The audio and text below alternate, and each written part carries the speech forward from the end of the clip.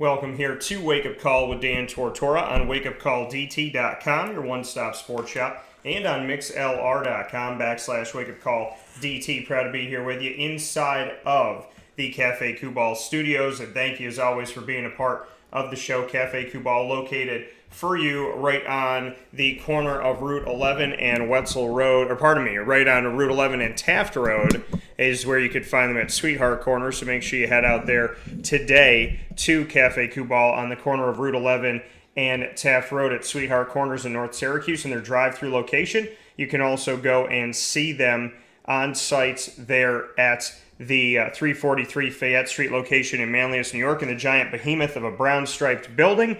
And, of course, you can see them on 3501 James Street, as well as 208 North Townsend Street and 401 South Salina Street in Syracuse, as well as inside of Golisano's Children's Hospital in downtown Syracuse. So a lot of great places to find Cafe Kubal. And today inside of the Cafe Kubal studios, I'm honored and privileged to have three fantastic guests that are joining today's show. We're going to start off with Joe Karlgaard in just a moment here from Rice University. Their Director of Athletics, Recreation, and Lifetime Fitness will be joining us to speak on navigating through the pandemic, as well as his journey and what he's learned over his time in leadership and in the world of athletics. And of course, what Rice University means to the community, the greater community of the United States of America. Why is Rice the place to go to? And what do they bring to the American Athletic Conference as they announced their decision back on my birthday on October 21st that they'll be moving forward into the American Athletic Conference. So a lot of great things coming from Joe Karlgaard and Rice University. Then after that, we'll have Papa Joe join us back onto the broadcast here to speak on the college football playoffs second release, as well as the Jacksonville Jaguars' recent successes as they join us from the Sunshine State. And of course, we'll give our picks for Week 11. And Brian White of FAU, Florida Atlantic University, their VP and Director of Athletics, will also be joining us here on today's broadcast to give his thoughts on Florida Atlantic's decision to move to the American Athletic Conference. So with all that being said, let's bring Joe into the show. Joe, how you doing today? I'm doing well, Dan. How are you today? I'm doing very well. And Joe, being down there in the wonderful city of Houston, I've gotten to come down to Houston a few times, got to cover a few different things down there, and a Final Four just a few years back. So what can you tell me about the city of Houston, Texas, and what it means for Rice University to be a part of a city that's seemingly ever growing?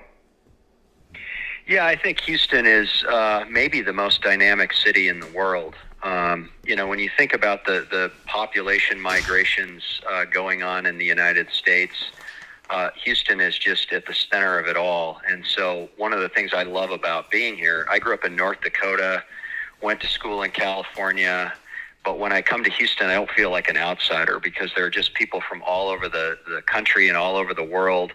And that growth that you referenced earlier, I mean, it's continuing, and it's fun to be in a really dynamic city where there's a lot going on. And Rice, I think contributes to the fabric of the city very, very well, both in athletics and then what we're doing on the research side and our partnerships with the Texas Medical Center in the city. So it's a really exciting place to be, and we think that Houston, as you well know, with UH in the conference, adds a lot to the American. Yeah, and in seeing what the American Athletic Conference can do, with Houston moving forward to the Big 12 here, in just whatever it ends up being here as far as timeline-wise, what can you say to that? That bringing in Rice, for Mike Oresco and the entire American Athletic Conference, bringing you in from Houston keeps that city top of mind and keeps that city and that market a part of the American Athletic. As Houston goes out, Rice comes in. What are your thoughts on that? Well, I think Texas is just a strategically important place in the world of college athletics.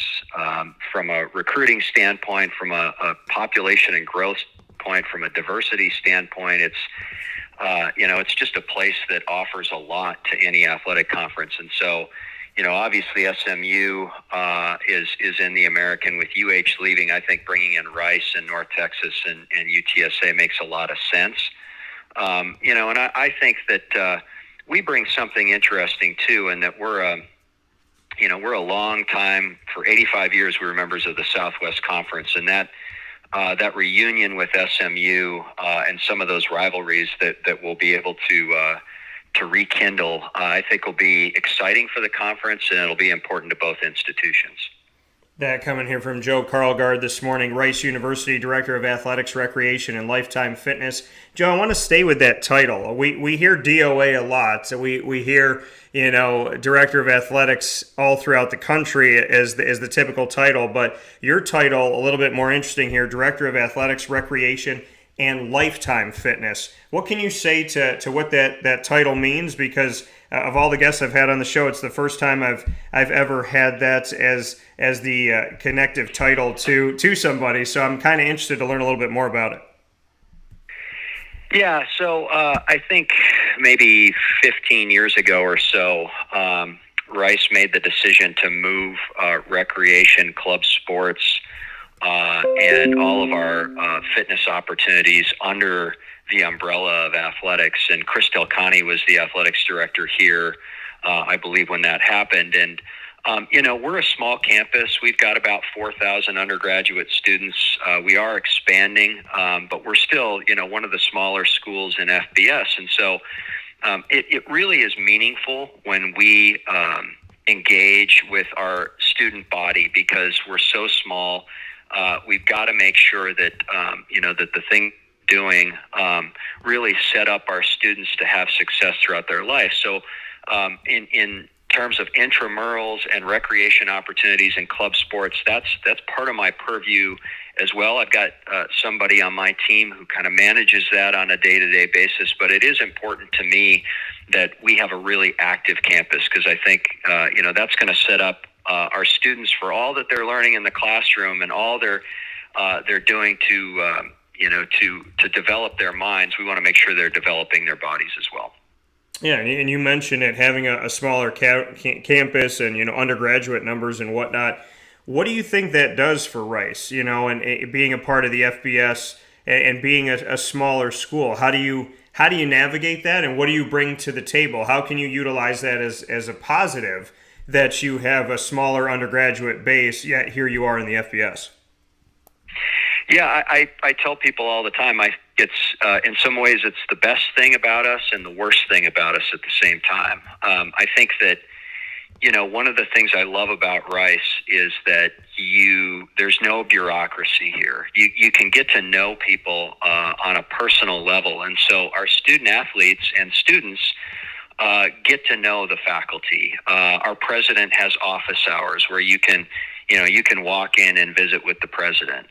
The administration all knows each other. The campus is, you'll see people walking around campus waving to each other. It's not a, 30 or 40 or 50,000 student campus. And so it's a community that is intimate, that I really enjoy being a part of. And I think that's an advantage. If you want to be known and be appreciated, this is a great place for you.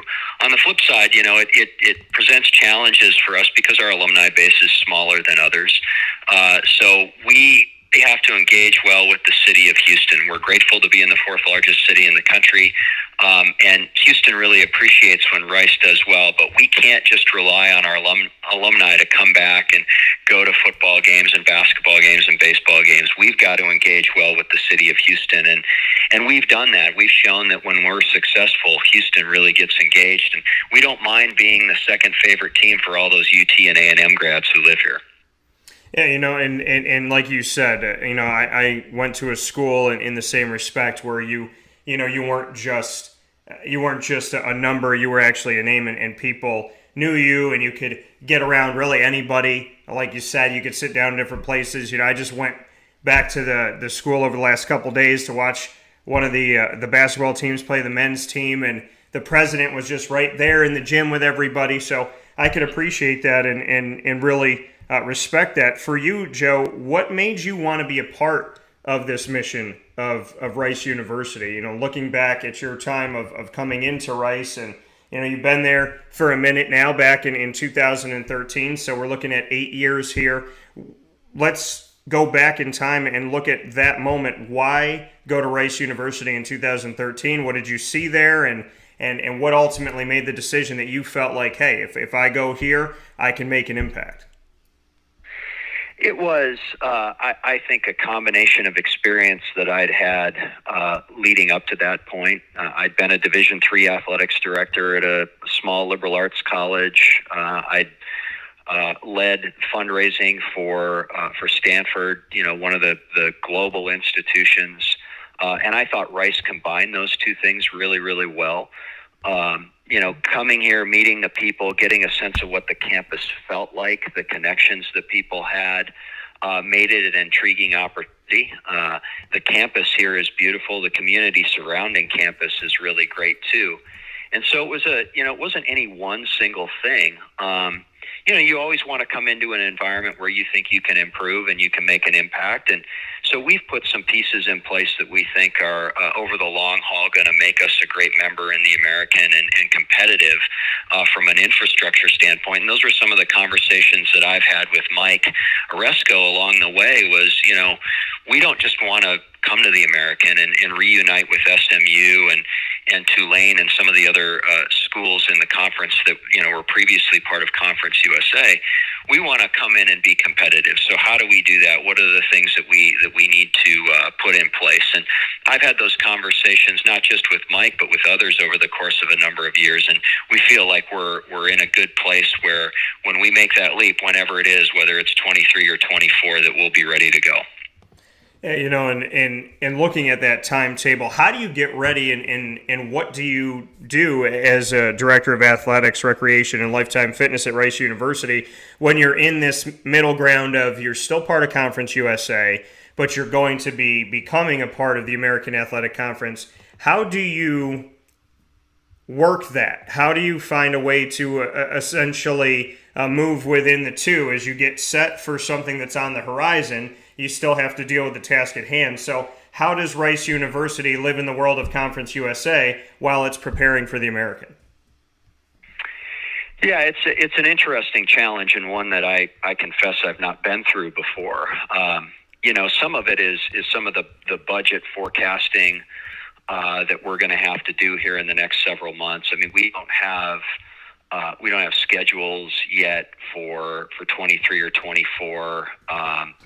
We're not, I think, the divisional structure that we think is likely to be in place when we get to the American, hasn't been solidified just yet. So there are some unknowns out there that we can do a little bit of forecasting on, but we'll get more clarity on that and be able to drill down on that, I think, in the coming months.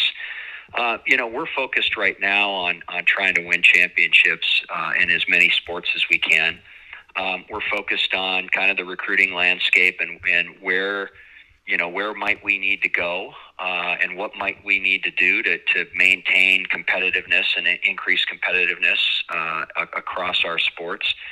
I'm interested in getting out and seeing the campuses in the American. There are some that I've been to and some that I haven't. Certainly I've been to all the Conference USA schools that are coming with us. I've been to all those campuses, but I'd like to get out and visit a few more and see what they're doing from a facility standpoint.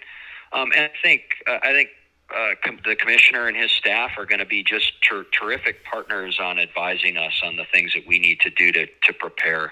But we're happy members of Conference USA right now, and I'd say our immediate focus is in trying to be good and provide great opportunities for our student athletes in this league while we're still here. Speaking here with Joe Karlgaard of Rice University. Joe, as you look through, this movement and this timetable and whatnot, like you said, kind of preparing everything and getting everything ready, what was the conversation like with the American Athletic Conference? Now we're talking on the heels of Rice already, being welcomed in as a full member, but what did the process look like? How long did the process take? And what was the process like to look at being an American Athletic Conference institution? Because like you said, this is the first time you've gone through something like this. So bring us through the process and give us kind of a peek behind the curtain, so to speak. Sure. Well, I'd say it really started probably in June of 2014. So I got to Rice in October of 2013 on the backside of the last major round of realignment in FBS athletics. And, we'd been in Conference USA with schools like East Carolina and Tulane and SMU and Tulsa. And, they had moved into the American, and we felt as though we had some commonalities with those schools. And so I think there was a focus on us figuring out how we might be able to reunite with some of those schools. So when I got here in October of 2013, that was sort of at the top of my to-do list, was to, hey, let me talk to some of these schools. Let me meet the commissioner. Let me figure out what we may need to do now to prepare ourselves for whenever that window may open again. And so I flew up to Boston. I had some appointments with alumni in Boston, and then I drove down to Providence, and I had lunch with Mike Oresco. We went to Capitol Grill, and remember, he took me on a tour of the American offices, and we've maintained contact, not specifically about Rice joining the conference, but more about kind of the landscape of FBS and what things they were doing, what things we were doing, just keeping each other informed along the way. And obviously this summer, when Texas and Oklahoma announced their move to the SEC, things started to heat up. I had a number of conversations with the commissioner at that point. I also reached out to some of my colleagues, AD colleagues within the American, to get their perspective on things. And then I'd say a couple of weeks out from October 21st, we had almost daily conversations with them. We involved our president and our board chair in those conversations. We were putting together marketing materials and our bona fides and trying to show what it was that we thought Rice brought to the conference. And, ultimately it worked out for us, and we were very happy about it. I had somebody say that one of our alumni stopped me. He was on a walk near my house, and he stopped me and he said, "This is the most significant development in Rice athletics in the last 25 years." And so I think our fans are really, really excited about this move. Yeah, and when you hear something like that, when you hear that this is the most significant move in the last 20 years, what does that mean to you, knowing that you came in with already, kind of your sights set on elevating this university back in 2013? When somebody says that to you that's tied to the university, what does that do for you? Well, it makes me feel pretty good. But I will say that, it's I think my responsibility in this was doing a lot of listening and trying to position us strategically. But there is absolutely no way that this would have been accomplished without the support and initiative of our president, David Lebron, and our board of trustees, who were absolutely behind this, providing me with the runway and resources that we needed to ensure that this move could be made and be made successfully. And so I put together an advisory committee. I mean, there are a lot of people who helped navigate this, and they were looking to me for information because I had the ears of athletics directors in the American. I had the ear of the conference commissioner. I had the ear of various consultants who could, help us figure out what things we brought to the table. And so it's very gratifying, I will say, because I think, as I mentioned, we were in the Southwest Conference until 1995-96, partnered with many of the so-called power schools within FBS, and for Rice, it's been really important that we try to be realigned with some of those schools. And I think this opportunity to join this spectacular conference that is the American will afford us that chance once again. Speaking here with Joe Karlgaard, Rice University Director of Athletics, Recreation, and Lifetime Fitness here on Wake Up Call with Dan Tortora inside of the Cafe Kubal studios. Joe, the American Athletic Conference, from the outside looking in, you've spoken very highly of it just now, just made some notes here. But overall for you, how have you seen the American over the years? Is there the existence of the Power Six? Is this a conference that could seek autonomy? Do you see some of the things that Mike Oresco has been talking about? And did you see them from the outside looking in? Before Rice decided to become a part of the American Athletic, did you have a respect for the American? And did you feel that Power Six, Autonomous Six, and some of the things that Mike Oresco has brought up, did you see validity in that? Absolutely. And I think that perception of where the American fits within the 10 FBS conferences has only grown over time. mean, nobody quite knew how it was going to work out in 2012, 2013, but I think the concept of the American as a power conference has only grown, and the results back it up. You think about appearances in New Year's Six games. You think about Cincinnati and the great season that they're having this year. You think about UH's run to the Final Four last year. And I know Cincinnati and UH and Central Florida, who had a great football season a few years ago. I know they're departing the conference, but I think the conference also afforded them an opportunity to grow and to get the exposure and to get the matchups that put them in a position for great success, for really high-level success. And so that's the thing that I'm excited about in joining the American, is the platform is there. Mike's done a great job leading the conference throughout its inception, and I'm really excited about the exposure, about the matchups, and about everything that the conference brings to the table, not just in football and men's basketball, but across all sports. I've told our coaches it's going to be exciting to be a part of a league that offers multiple bids to NCAA tournaments across all sports. And so, our student athletes and coaches are really excited about the level of competition. And I absolutely think the American fits nicely within that Power Six framework. And I don't think it's necessarily a foregone conclusion that we'll be number 6 either. I think we can move up the ranks as we continue to grow. Yeah, and we see this realignment, Joe, and obviously, like you said, you came into Rice when the first giant realignment moves were happening that kind of shook, but definitely shook all of collegiate athletics in such a massive way. When you go back and you look at that and you see what that did you anticipate that when Oklahoma and Texas made this move, could you already feel the rumbling, so to speak? Could you feel, kind of the aftershock of an earthquake coming all the way to, Houston, Texas, and Rice University? Because some people talk about the fact that during this process, they've already come to feel it. So were you anticipating that Oklahoma and Texas, 2 schools, were going to affect the landscape of the entire country?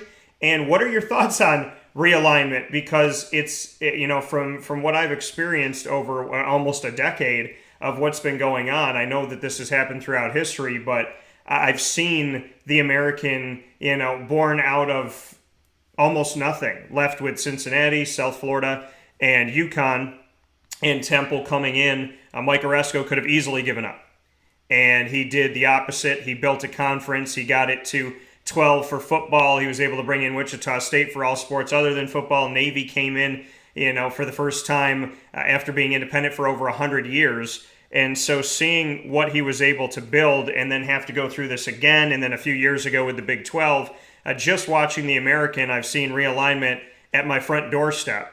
How have you witnessed realignment? What do you think about it? And can you sleep a little bit better at night after the fact of Rice moving forward here? Because realignment just seems to affect everybody, even if those schools aren't moving anywhere. Yeah, I mean, I absolutely, when I saw the news that Texas and Oklahoma were rumored to go to the SEC, I immediately thought, well, how might this cascade to us?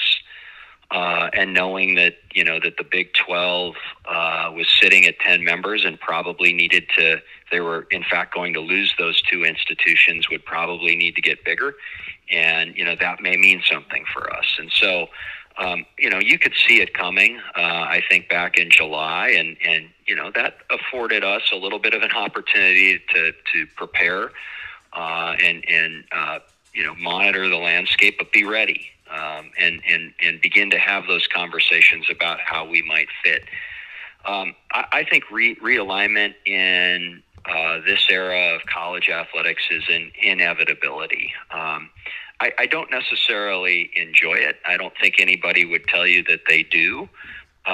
Some of the regional rivalries that were in existence for 100 years or 75 years or 50 years have been broken, and that's unfortunate. I think, I grew up, as I mentioned earlier, I grew up in North Dakota, but as a kid, I was a huge Oklahoma football fan. They ran the wishbone. I thought it was the greatest sleight of hand I'd ever seen in my life. You never quite knew where the ball was or where it was going, and that rivalry with Nebraska meant a lot to me as a kid. And that rivalry has been interrupted. Now they've attempted to rekindle it, but who knows moving forward whether or not they'll be able to do that. So those are sort of the unfortunate consequences of realignment that I think affect fans. But I think you can pine for the past, or you can try and focus on the future. And I think what the Americans done in rebuilding the conference a couple of times has been exactly what Mike Oresco describes the conference as. It's a conference of opportunity. And I think putting this collection of institutions together gives everybody great opportunity to grow. And so I'm just really excited about that part of it too, that the different markets that we're in, that the quality of the institutions, the history of their athletic programs. It is a remarkable job, I think, that's been done by the American, not just by Commissioner Oresco, but by the presidents and the ADs and everybody who's contributed to it. And I think the new iteration of the American Athletic Conference will be the best yet. Coming from Joe Karlgaard, Rice University Director of Athletics, Recreation, and Lifetime Fitness here on Wake Up Call with Dan Tortora inside of the Cafe Kubal studios. Joe, if you'll give me a second or two more here. I know that there's a lot of things that have gone on, and I know that as I ask you what I'm about to ask you, that this could open a door to a discussion that could take the rest of the year and then some. But with everything you've been through, with everything you've had in your life in the world of athletics, and then coming to Rice University in 2013, nobody could have prepared for a pandemic. Nobody was prepared for the pandemic. How have you navigated the last 18, 19 months, and what have you learned about your university, yourself, the community, going through something that has not only shaken athletics, but it's shaken everybody? And I would think that if for nothing else, we've hopefully become very honest with ourselves in the last 18 or 19 months as we've been faced with kind of having to live in that silence and who we are and where we want to go. So how have you taken these last 18 or 19 months as a leader in the community? Well, I think it's really helped us focus on our people. I think sometimes when you're a coach or an AD or you work in athletics, whether it's at the college or pro level, you're so focused on the result. You're out here to win games, and you can get caught up in that and start to forget about the people who are there competing or coaching or supporting the different teams that we field. And so I feel like since the start of the pandemic back in March of 2020, everything that Florida Atlantic, when it really hit and started to shut things down, as an athletic department, we've refocused on our student athletes and staff. We've checked in on them. We've come to understand some of the mental health challenges that they've been going through. And that's been one of the great things about going through this. You can't prepare for it, but I think we've learned to refocus on our people and put our people first. And we've done that. I'm not saying this is the first time that we've done it, but it's a good reminder that people are what makes the business go. And I'm grateful for that part of it. I think the other interesting thing is the pandemic has forced us to adapt to a more flexible environment. And I think about, all the Zoom and Microsoft Teams calls that I've had over the course of the last year and a half.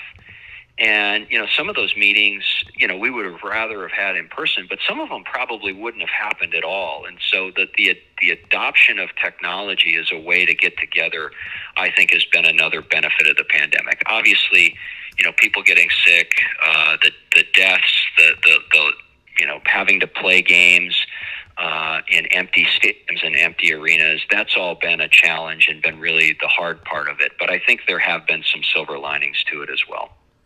Yeah, and like you said, bringing the community together and finding a way to bond together has been huge, and I can appreciate that and what you've taken away from that. And I agree with you. Technology, if this had happened a few years back we would never have been, in a situation where we could stay together, where, we could FaceTime as a baby's being born and a grandfather is not, able to get there. So, there's a lot of beauty to this, and I can appreciate that.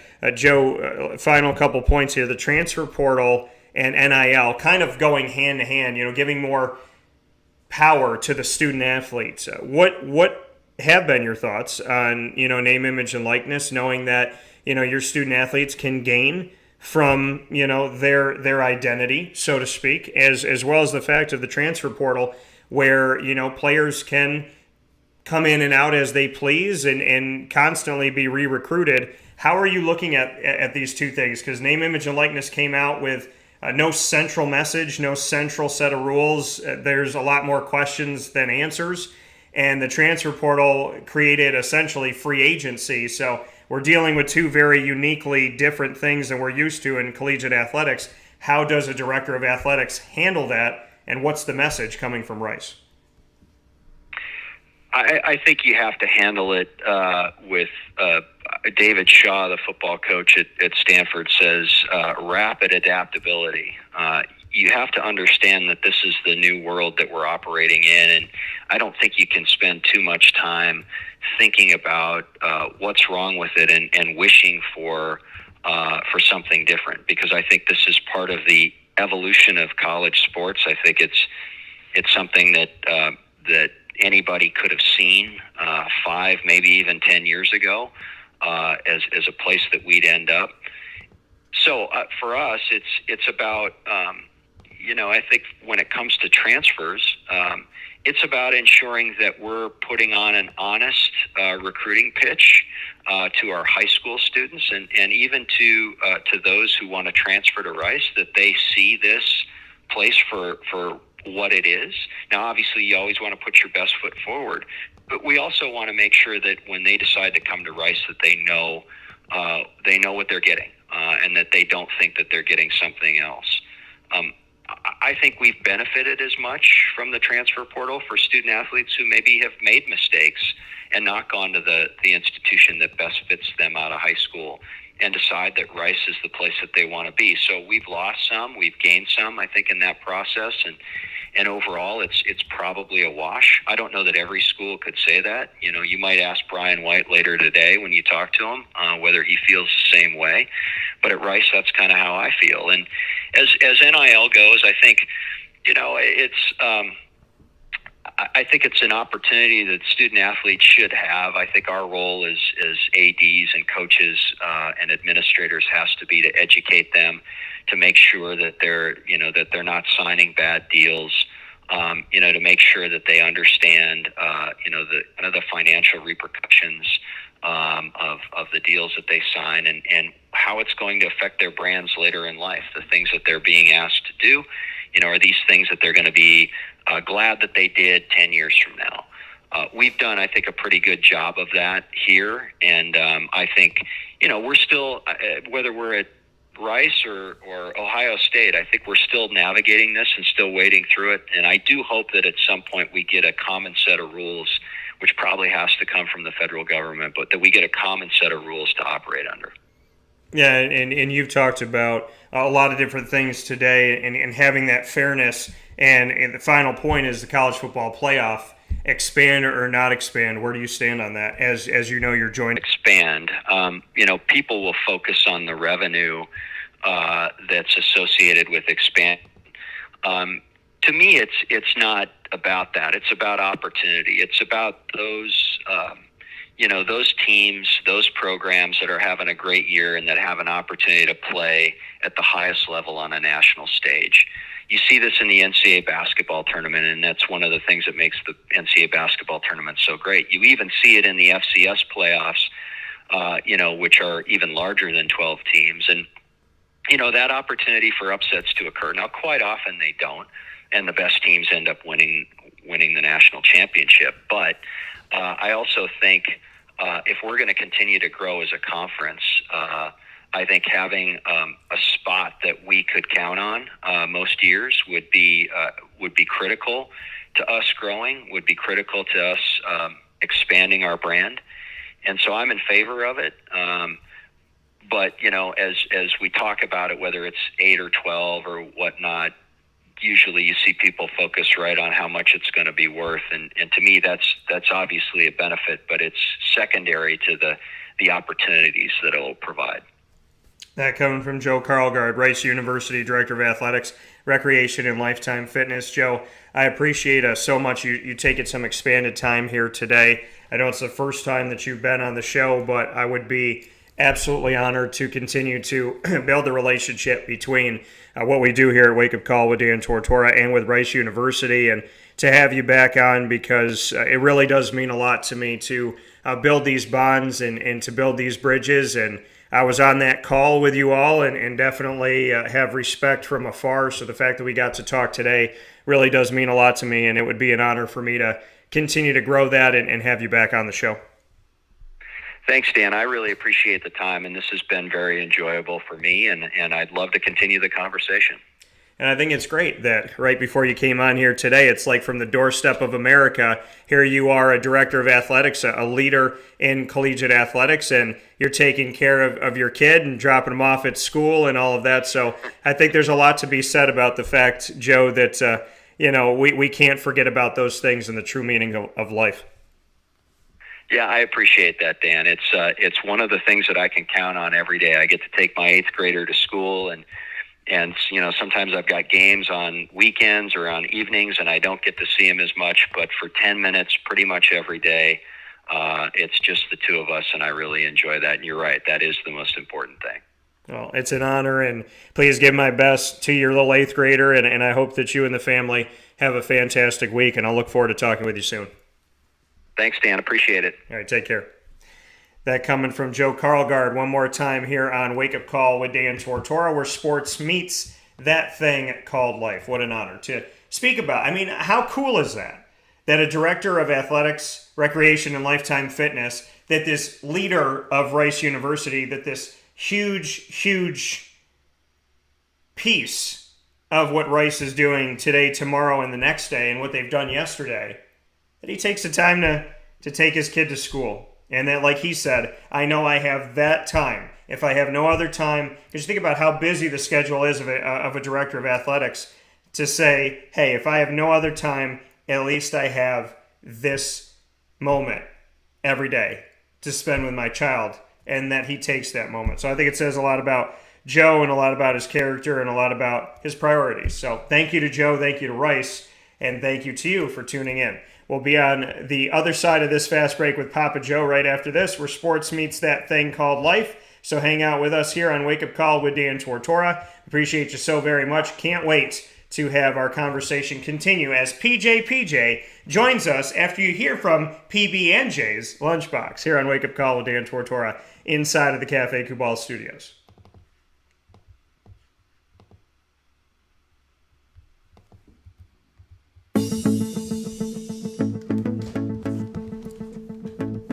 Avicoli's, located on the corner of Route 57 and Wetzel Road in Liverpool, New York, has been your trusted neighbor for decades. Located just steps from Liverpool High School, we're happy to have the Liverpool Warriors on-site, on-location broadcast at Avicoli's through Wake Up Call with Dan Tortora every single month, featuring student athletes, coaches, and administration throughout the year from Liverpool High School. Head out to Avicoli's today on the corner of Route 57 and Wetzel Road in Liverpool, New York, open Tuesday through Sunday for lunch, dinner, and drinks. We'd love to see you out there. And of course, you can call them at 315-622-5100 for takeout, delivery, and catering. That's 315-622-5100. And also find them on myavicolis.com. That's myavicollis.com.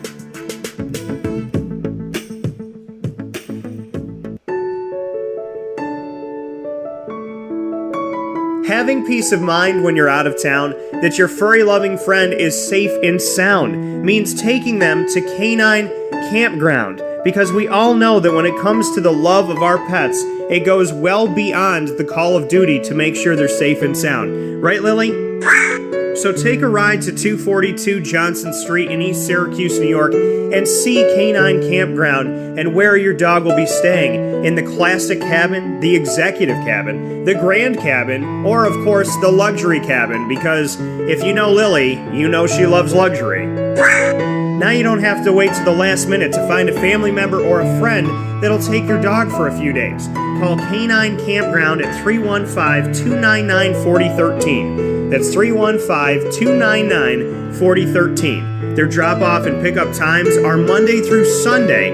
Check K9campground.com for more information. That's the letter K, the number 9, and campground spelled with a K.com. K9campground.com. When you're going out of town, bring your dog to Canine Campground.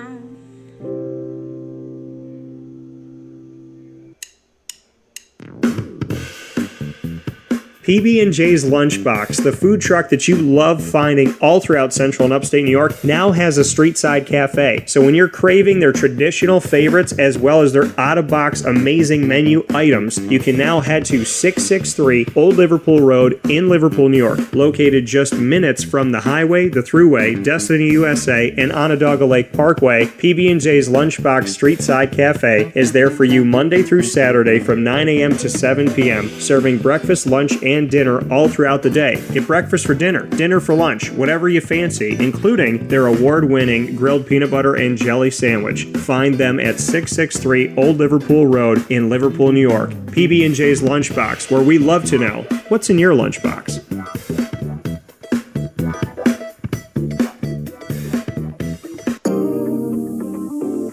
As a patient, what do we want?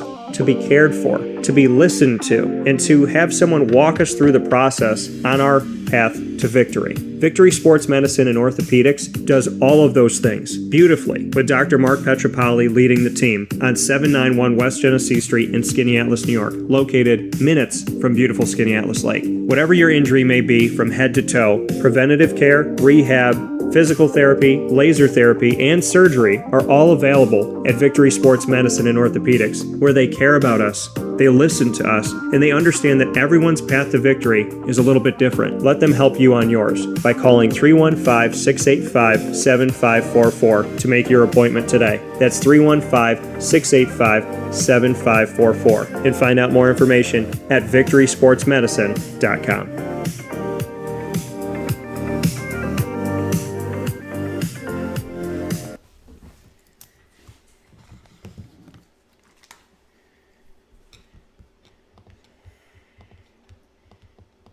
Welcome back here to Wake Up Call with Dan Tortora on WakeUpCallDT.com, your one-stop sports shop, and on MixLR.com/WakeUpCallDT. We are inside of the Cafe Kubal studios, and I am so happy to be here with you folks where sports truly meets that thing called life. So thank you for tuning into the show here on Wake Up Call with Dan Tortora. We're hanging out with PJ on the line, Papa Joe hanging out with us here where sports meets life on Wake Up Call with Dan Tortora, and always happy to have Papa Joe here on the broadcast.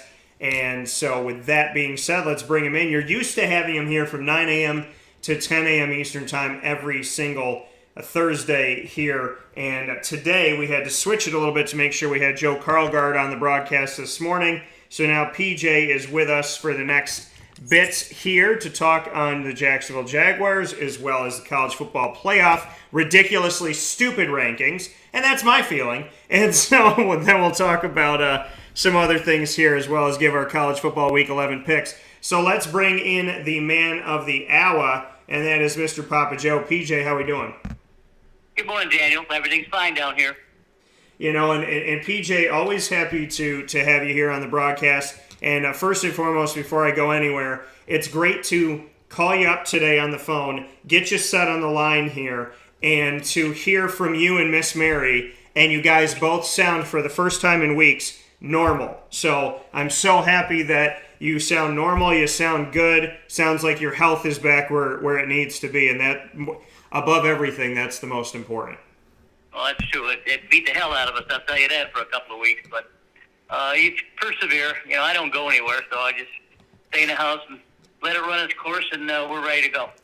Well, it's good to hear. And you know, looking at where you are down in the Sunshine State, obviously you and I always talk about the Jacksonville Jaguars. And, Jacksonville has had a very tumultuous season, a very difficult season by all stretches of the imagination. And they found a way here recently to get on the winning side of things. The Jacksonville Jaguars having a lot of recent success, which is a beautiful, beautiful thing that we've been able to see with those Jaguars. And I know it's been tough. It's been a very trying season. It's coming off of a very trying season last season where the Jaguars ended up getting the number 1 pick because of how just not great of a year it was. And then to see where they started things off this year. And I jokingly had said this team is going to have to leave America in order to get a win. And then they left America and got a win in London. And after they got that win in London, they were able to get a win and come home, which they hadn't done in over 420 days. Over 400 days without a win on American soil. So looking at Jacksonville, they last season had 1 win. This season started off 0-5. Then they won in London against Miami and found a way after losing to Seattle to win against Buffalo at home. So they won 2 out of their last 3 games after struggling to win a game. And all of the historical stuff that Jacksonville fans don't want to talk about, that they lost 20 straight weeks in the NFL, that when they won overseas, they had still not won here, that there was over 400 days since they won here. So now the 20-week streak is over. The no wins in America in over 400 days, which is over a year, is over. So what are your thoughts, PJ, as we get to talk this morning about an end to a bunch of streaks that neither you or I wanted to admit were real? Well, this past Sunday, I was actually so excited. I was jumping up and down and screaming as much as I can jump up and down at the TV because I was so excited. I could see that they were controlling the line of scrimmage and both lines of scrimmage, and they had a good chance to win. Specifically, the Josh Allen versus Josh Allen duel. What a one-on mano that was. And Josh Allen from Buffalo had all he could do was just to stay upright because the other Josh Allen was coming at him with both barrels, and it was exciting to watch. Lawrence did a good job, not a great job, but he's still going to go through his bumps and bruises. I still would like to see them score a lot more points. You don't want to win games 9-6 or 13-10. You want to see your offense come together a little bit more, and maybe I'm a little, I'm selfish maybe, and I want to see them do a lot better. But the defense definitely won this game. It was a pleasure to watch, pleasure to scream at. Amy MT was jumping up and down. So we're happy that they're off the schneid, as the boomer would say. And they should have played better against Seattle and maybe had a chance to win that too. So we'd be talking 3 wins in a row. But 2 out of 3 ain't bad. And if the defense has to win games at this time of the year until Lawrence and his buddies yell, that's fine. But Lawrence is really close to really exposing some defenses out there. He's got all the poise that's necessary. He's got the arm. Maybe the offensive game plan isn't his liking yet, or perhaps maybe they haven't come to a meeting of the mind of what he's comfortable to do on the field. But I'm looking forward to him really to lighten up the board here in the next couple of 3 weeks to see just how good he's going to end his freshman season is. When you look at these young quarterbacks, I mentioned a couple weeks ago that I want to see Trevor Lawrence in his second year where Joe Burrow is right now in his second year. Joe Burrow went through a lot of problems too with his first year, and Joe Burrow's a stud, and he's playing really well and completing a lot of passes, scoring a lot of points. I want to see Lawrence be as good as Joe Burrow is next year. Well, yeah, and I think that's the thing. We saw Joe Burrow elevate his game.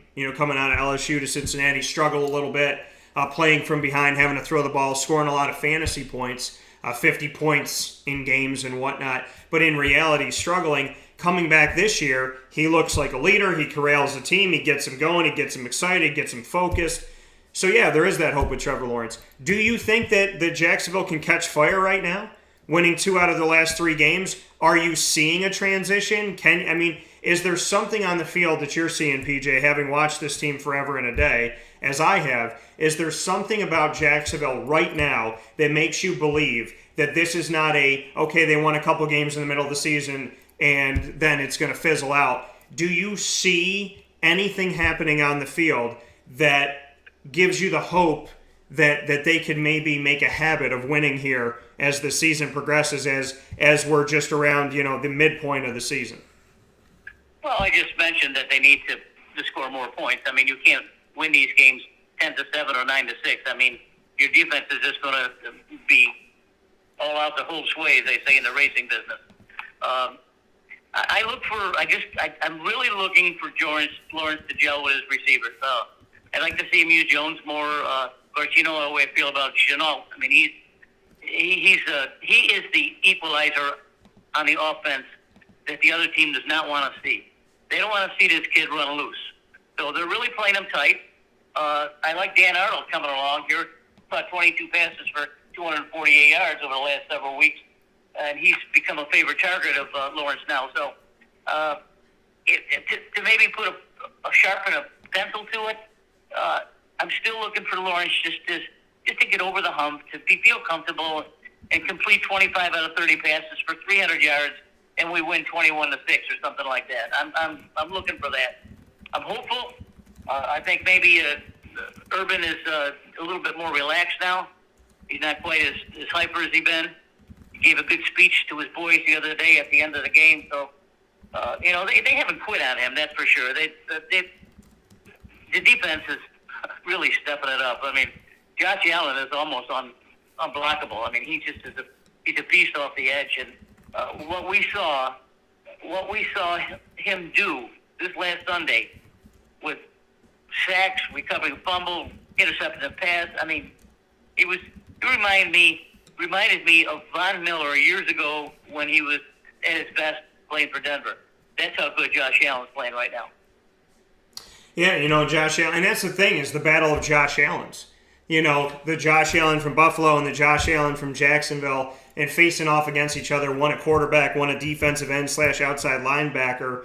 And most people would lean on the side of quarterback Josh Allen instead of defensive end, outside linebacker Josh Allen at Jacksonville. What do you think about the fact that Jacksonville's Josh Allen was put on the map? Because when they were both drafted, the names are the same, they're spelled the same, yet everybody's focus was on the quarterback out of Wyoming. For the first time maybe ever since that draft is the focus on Josh Allen of Jacksonville because of what he did on the field, what he actually did, not the hype or anything around it. What does that mean to you as somebody who, loves watching these Jaguars, that this Josh Allen finally got put in the spotlight? Well, they're both extraordinary players, and whatever the defensive plan was this last week worked. So if I was the defensive coordinator of the Jacks, I would leave it alone. Let the guy roam wild. I mean, he can go on both sides of the defensive line. He can even stay in the middle if he has to. But him to wreak havoc on the edge to the opposing quarterbacks gives the Jaguars a really good chance to win. I didn't really think much Josh Allen, our Josh Allen coming out of college that much. I mean, I read an awful lot about Josh Allen from Wyoming because he's got the big stud with a big arm, and he proved it last year. So he's the real deal. And I think that our Josh Allen is coming around to where he's also the real deal too. So they're both extraordinary players, and that they need to play and keep going and hope they don't get hurt. Yeah, that coming from PJ in our normal Thursday segment together, happening a little bit later today following Rice University Director of Athletics, Recreation, and Lifetime Fitness, Joe Karlgaard. So we're here with Papa Joe on Wake Up Call with Dan Tortora, where sports meets that thing called life. PJ, any final notes on Jacksonville? Winning 2 of their last 3 games, making things interesting here. I looked at it and said, is this team bound to get the number 1 pick 2 years in a row? But the Detroit Lions are doing everything in their power to make sure that doesn't happen. They're 0-8, and they have to go to Pittsburgh this week, which doesn't look good for the Detroit Lions. Any final notes on Jacksonville, where they are right now, what you're seeing at this point as they started the season 0-5 and have won 2 of the last 3, so they're 2-6 right now. They got 8 games in, and with the extra game this season, knowing that they're going to have 17 games, I said this year that I believe that they could go 9-8. That's still a possibility for them. What are your thoughts on Jacksonville moving forward? Oh, I think everyone had to take a collective breath when Lawrence went down. All I could see flashing before my eyes was he's got a broken ankle, he's got a bum knee, he threw his ACL out, And when you see your teammates crowd around you when you're on the field, that doesn't look good because usually it's serious, So, but the kid got up, limped to the sideline, went to the proverbial locker room to take the proverbial X-rays. Probably they shot him up, taped him up, and he was back on the field, good to go. Becker did a good job coming in, completing some passes to get the first down, so they didn't lose any momentum. That is really, really scary when you see your franchise quarterback go down like that. Urban Meyer, you probably heard me say this many times. I'm not a fan of Urban Meyer. I just want him to coach right and do the right things for his guys. He had some good vibes coming out of this game, and I know his guys are playing hard for him, and I want to see a little consistency going forward. The offense explode a little bit. They better watch out because they're facing Indianapolis this week, who can really score some points, more so than Buffalo. They've scored something like 140 points in the last 4 games, and Carson Wentz, who was a stud with Philadelphia, have no idea why they let him go. Got 17 TDs and 3 interceptions. So as good as Josh Allen for Buffalo is, Carson Wentz is better than him playing right now. And I think we got to be really, really careful because he can light it up on anyone. Yeah, and that's the thing with the upcoming game against Carson Wentz. It's a divisional game. It's got big implications because it's within the AFC South. What do you think about the AFC South? I mean, Carson Wentz has made some crazy blunders in the game where it was raining all over the place. He's running and he just tosses the ball forward and it gets intercepted. We've seen some mistakes by Carson Wentz. We've seen some good things. Thank God he's healthy and he's able to play. And then we've seen Tennessee without Derrick Henry still be winning without their golden child really on the team. And then you have the Houston Texans that are all kinds of problems that they created themselves by losing DeAndre Hopkins because they decided to get rid of him. And then with Deshaun Watson, something that's out of their control. So, I mean, what is your take on the AFC South right now? Because, Tennessee is the strongest team, but they don't have Derrick Henry. So is the AFC South wide open, or how do you see it? They better have a different game plan without Henry. They're going to have to use some other back, be flaring out of the backfield, catching the ball. No one's going to put up the kind of numbers this guy is. This guy is a beast. He's been a beast for a couple of years. He can certainly monopolize the game on his own. So Tennessee has their own problems.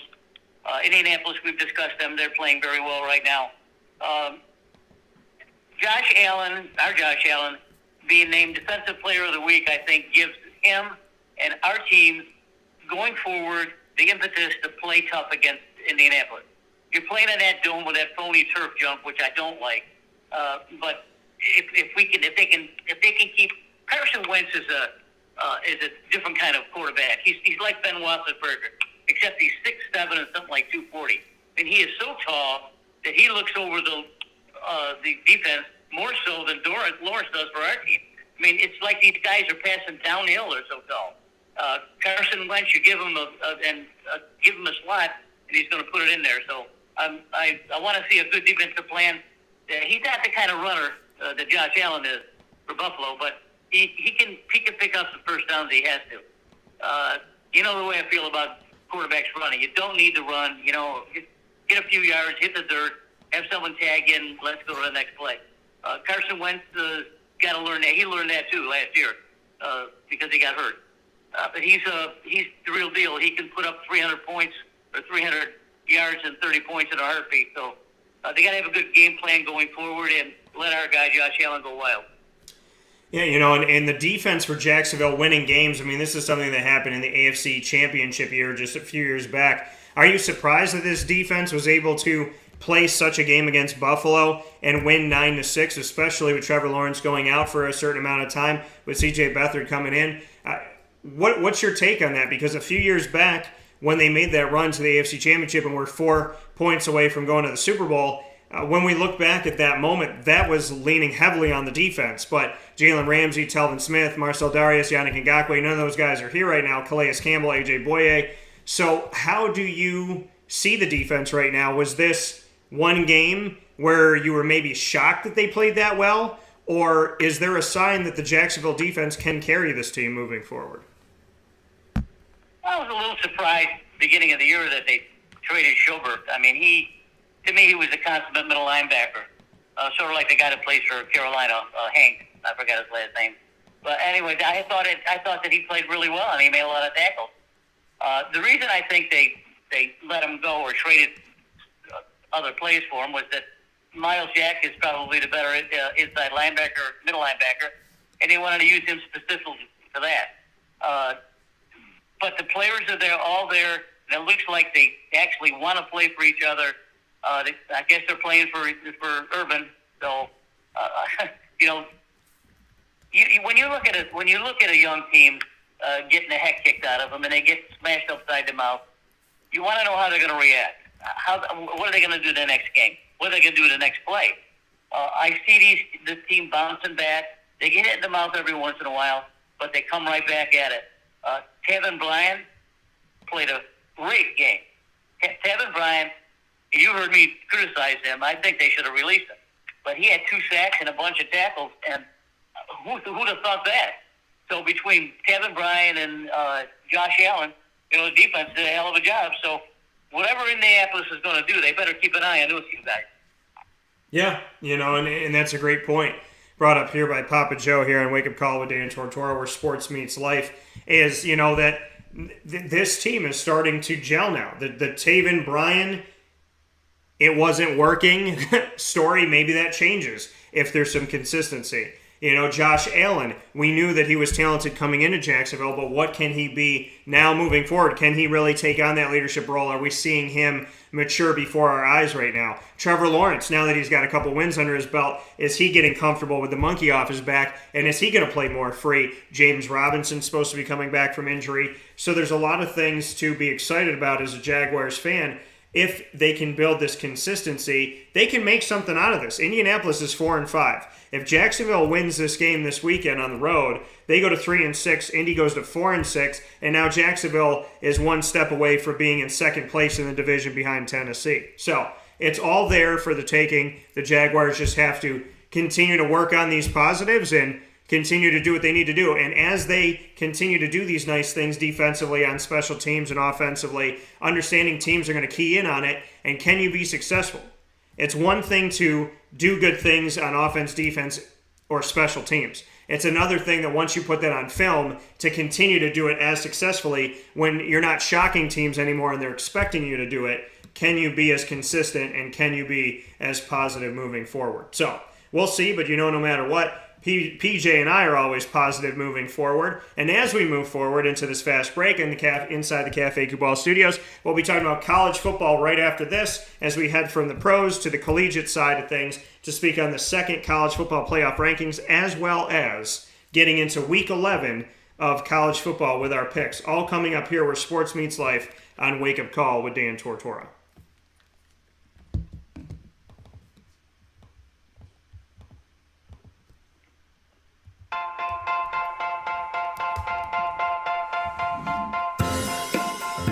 Cafe Kubal Mobile Cafe brings the cafe experience to you. We'll roll out to your neighborhood or office, ready to serve our locally crafted espresso bar to our loyal patrons. Inquire at cafekubal.com. Cafe Kubal, coffee for the soul.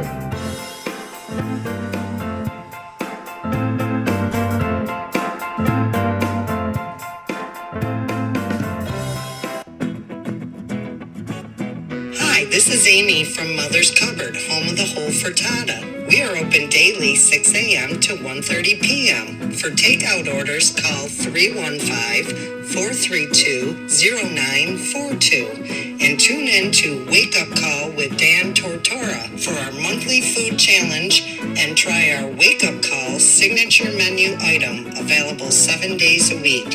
Here at Mother's Cupboard, we are Central New York, and it's our honor to serve you.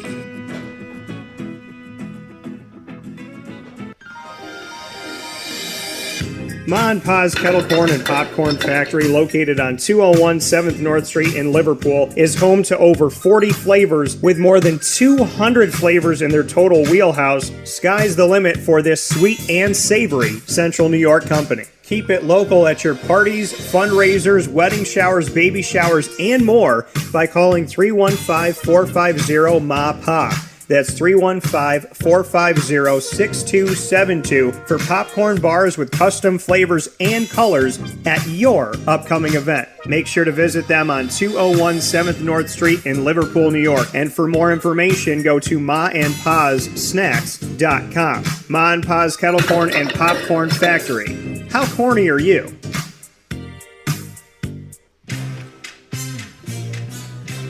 Here at Progressive Dental, we understand the importance of regular dental visits and preventive care. Cleanings and checkups are essential to good oral health. We have multiple locations in the Southern Tier, so come visit us in Binghamton, Enwell, Kirkwood, Montrose, and Norwich.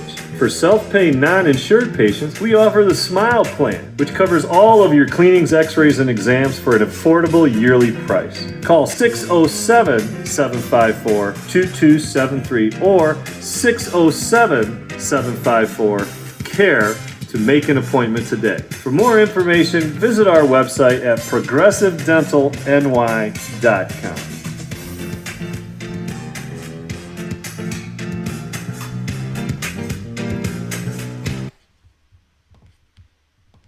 The Millhouse Market, located on 3790 New York 13 in Pulaski, New York, is worth the drive every time. Make sure you make your way out to the Millhouse Market today and download their app on the Google Play or Apple App Store so you'll have everything at your fingertips, from their quinoa bowls to rice bowls, brick oven pizzas, salads, homemade breads and desserts, and the sandwiches named after the families that helped to settle today's Pulaski.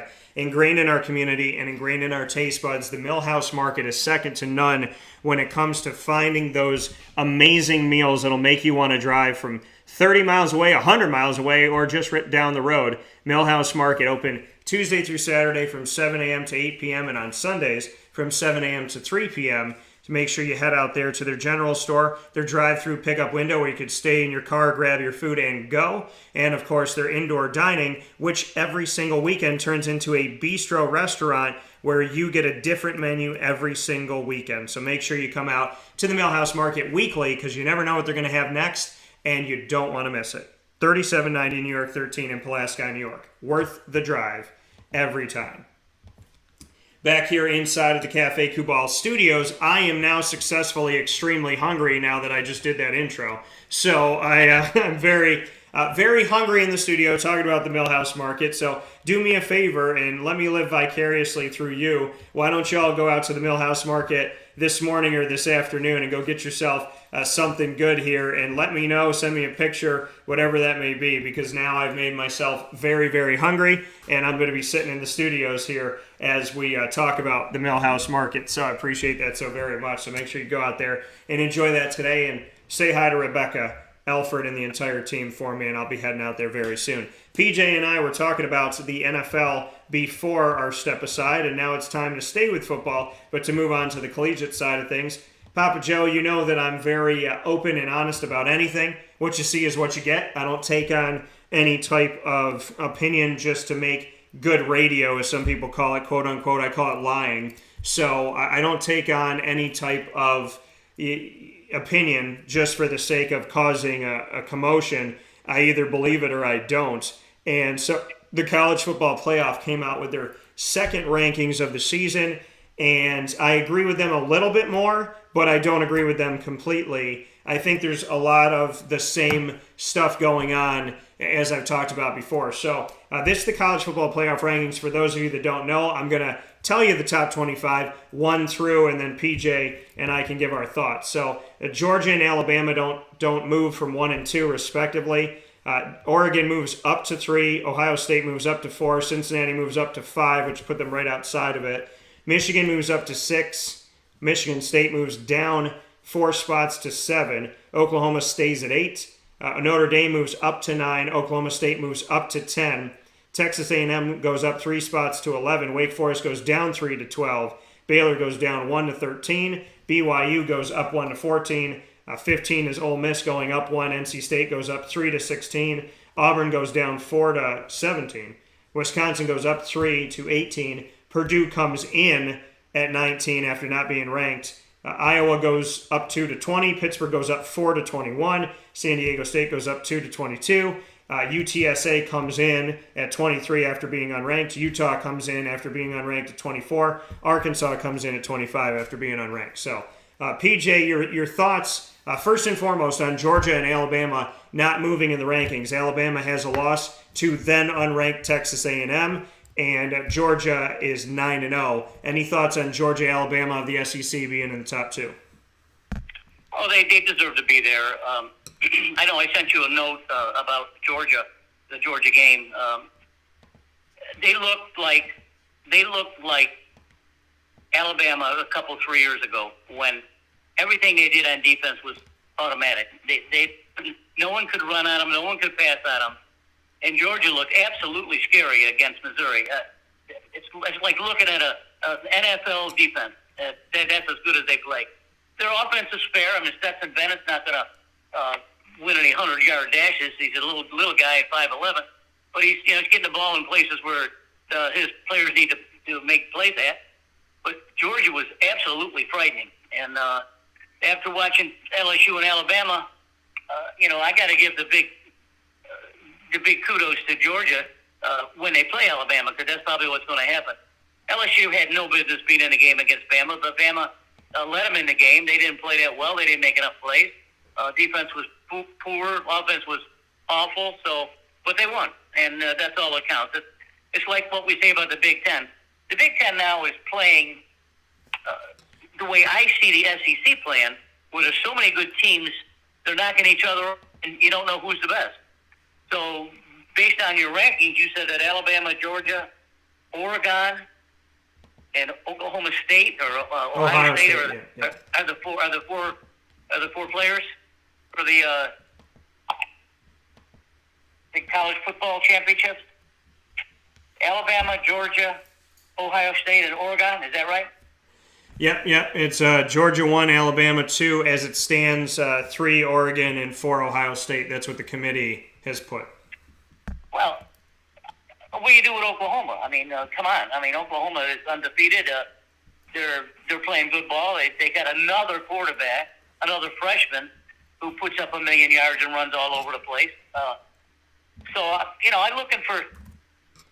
First of all, your selection committee is not going to leave a Big Ten team out. You got to understand that going forward. The whole country will be pissed if they leave a big team out. So someone's going to have to be there, whether it's Ohio State, Michigan State, whatever. One of those guys is going to have to be in there. So someone's going to have to suffer. Is it going to be Oregon or Oklahoma? The only thing that can screw things up is if Georgia beats Alabama in the SEC championship team, and Alabama with 2 losses removes themselves from the equation, then you have a more fair deal, with Georgia still the best team. So there's a lot to talk about yet, and there's some games this last weekend that were just really good to watch. The Wake Forest and North Carolina game was fun to watch. They put up 1,000 yards for crying out loud and 100 points. Easy. Auburn, Texas A&M. Texas A&M came off the mat and beat a good Auburn team with a good quarterback. Purdue beat Michigan State. Who'd have thought that?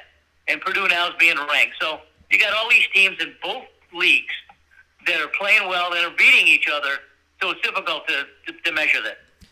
And like you said, a Big Ten team is going to be in the college football playoff no matter what. I don't agree with it.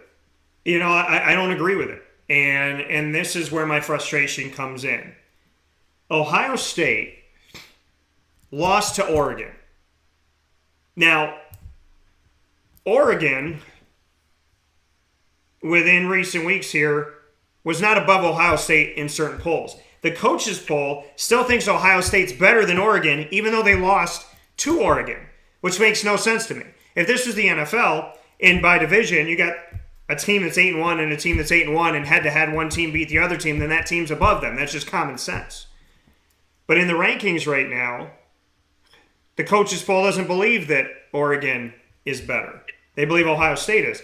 Now in the AP, they have Oregon at 5, Ohio State at 6. Cincinnati is in the AP top 25, number 2, and they're number 3 in the coaches poll.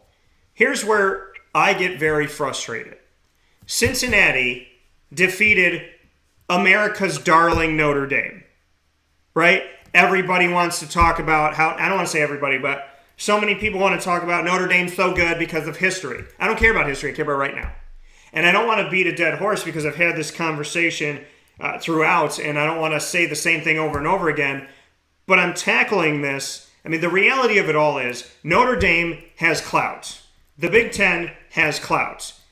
But Cincinnati has the record. Cincinnati has blown out teams. Notre Dame's not blowing out teams. Notre Dame barely defeated 2 teams that were unranked. Cincinnati has beaten the pulse out of everybody except for one game they won by 8, one game they won by 7. But they haven't won on a last-second field goal in any one of these games. They've beaten teams 50-something to 3, 50-something to 10, or 13.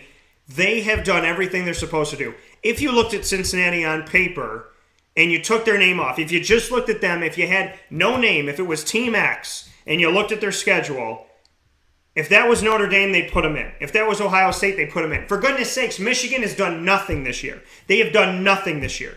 Absolutely nothing this year. Michigan is garbajosa. They've done nothing. They've beaten unranked teams. They lost to a ranked team. They are trash. Yet, they're considered the 6th best in the nation. Michigan State beat all unranked teams. Then they beat Michigan, who was ballooned at 6, that should have never been ranked that high. And then they lost to Purdue, who was unranked. And they only dropped 4 spots, in the college football playoffs. They didn't even drop out of the top 10. If Cincinnati lost to an unranked team right now at number 5 in the college football playoff rankings, they go to 20. I'm just talking about the disrespect and the unfairness of the College Football Playoff Committee. Michigan State has done absolutely nothing this year, and they're a top 10 team. Michigan's done nothing this year, and they're a top 10 team. Ohio State is, wherever Oregon goes, Ohio State gets pulled along with them. They lost to them. They lost to Oregon. But Ohio State's got to be in there. Got to have a Big Ten representation. And I don't understand it, except for the fact that Gary Barta, the chair of the College Football Playoff Committee, is connected to Iowa, and Iowa is in the Big Ten. That is where I look at things. And if I'm wrong, Gary, then prove me wrong. And this is not a witch hunt over Gary Barta. I would say this about anybody that's in that position connected to the Big Ten. The Big Ten gets more opportunity than anybody else. They have more leeway than anybody else. Their leash is a lot longer than anybody else's. And I don't understand why, except for the fact that I'm looking at the chair of the committee being connected to the Big Ten, because the rules, they changed the rule for Ohio State last year. They made it easier for, it doesn't make any sense to me to be sitting where we're sitting today and have Cincinnati be 9-0, beat Notre Dame, and they get no respect. Yet Ohio State, that lost to Oregon, is leapfrogging Cincinnati, and that Michigan and Michigan State still have a fighting chance of getting in this thing when all they've done is beat each other and nobody else. I don't get it. Well, you bring up good points, but I do disagree with you on the Cincinnati. Nothing to take away from the program. I think they've done a marvelous job. They certainly and they play fast. My goodness, they play fast. So perhaps maybe if they played some of these bigger teams, that they would be exposed. Perhaps maybe or not being as heavy as some of the other teams, but they do play fast. I am looking at the 4 that I look at are Alabama, Georgia, Oregon, and Oklahoma. I don't think anyone would have any problem with that if Alabama beats Georgia in the SEC game. That means that Alabama, Georgia, Oregon will have 1 loss and Oklahoma 0 losses if they don't lose. They're going to play Oklahoma State at the end of this year, and that's going to be a heck of a game. So I'm looking at Alabama, Georgia, Oregon, and Oklahoma. And unfortunately, Cincinnati's going to be redheaded stepchild. It's going to be on the outside looking in. That doesn't mean that they don't play good football or they're not deserving of their ranking. Of course they are. They do score a lot of points. They're fun to watch, I'll tell you. But I gotta go with four really class teams this year. In my four, I don't have a Big Ten team there, even though I said that they're probably going to have a Big Ten team in there because that's what they want. If they do it fair right now, it's Alabama, Georgia, Oregon, and Oklahoma. You know, and where I'm frustrated is Georgia, as good as they are, they played Cincinnati in the Chick-fil-A Peach Bowl on January 1st of this year to end last season. I went to that game. I was on site on location at the Mercedes-Benz Stadium in Atlanta, Georgia. I watched this game. Cincinnati had this game all the way into like a couple passes, last possession or two. And Georgia barely won by a field goal.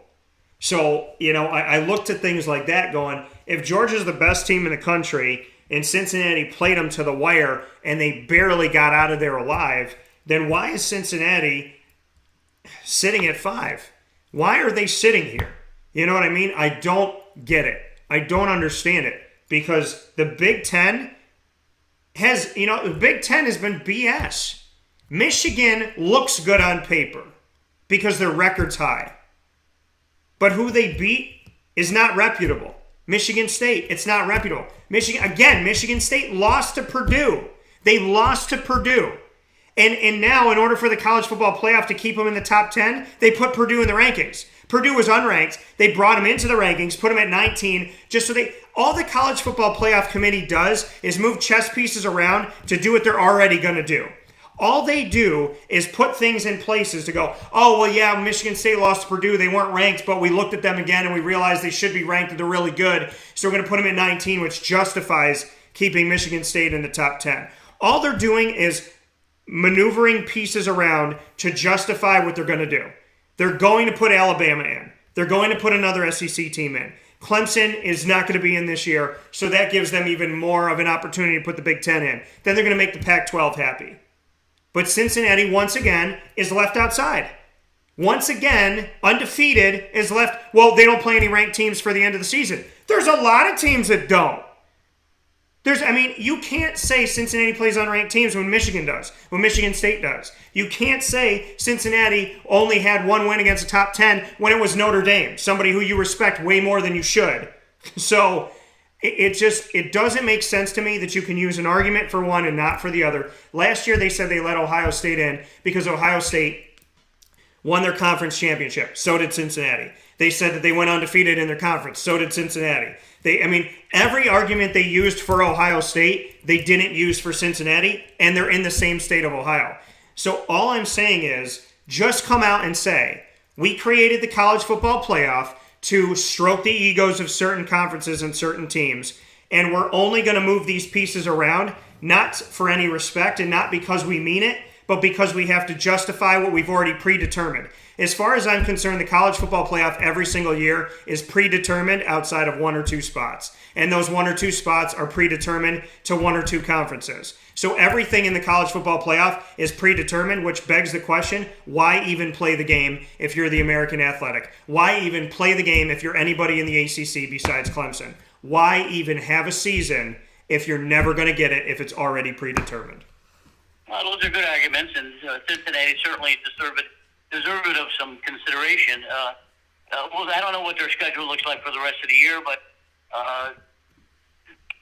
their conference is weaker, I should say. I can't say weaker, and they probably handle most of the teams in their conference easily. Oh, I guess there's no easy answer unless they increase the playoffs to 6 teams or 12 teams, and then these other conferences can get in there and make a deal. But I like Alabama, Georgia, Oregon, and Oklahoma as of now. Yeah. I know I see Michigan State, Ohio State. Michigan State probably better do something this year because they're going to lose their coach.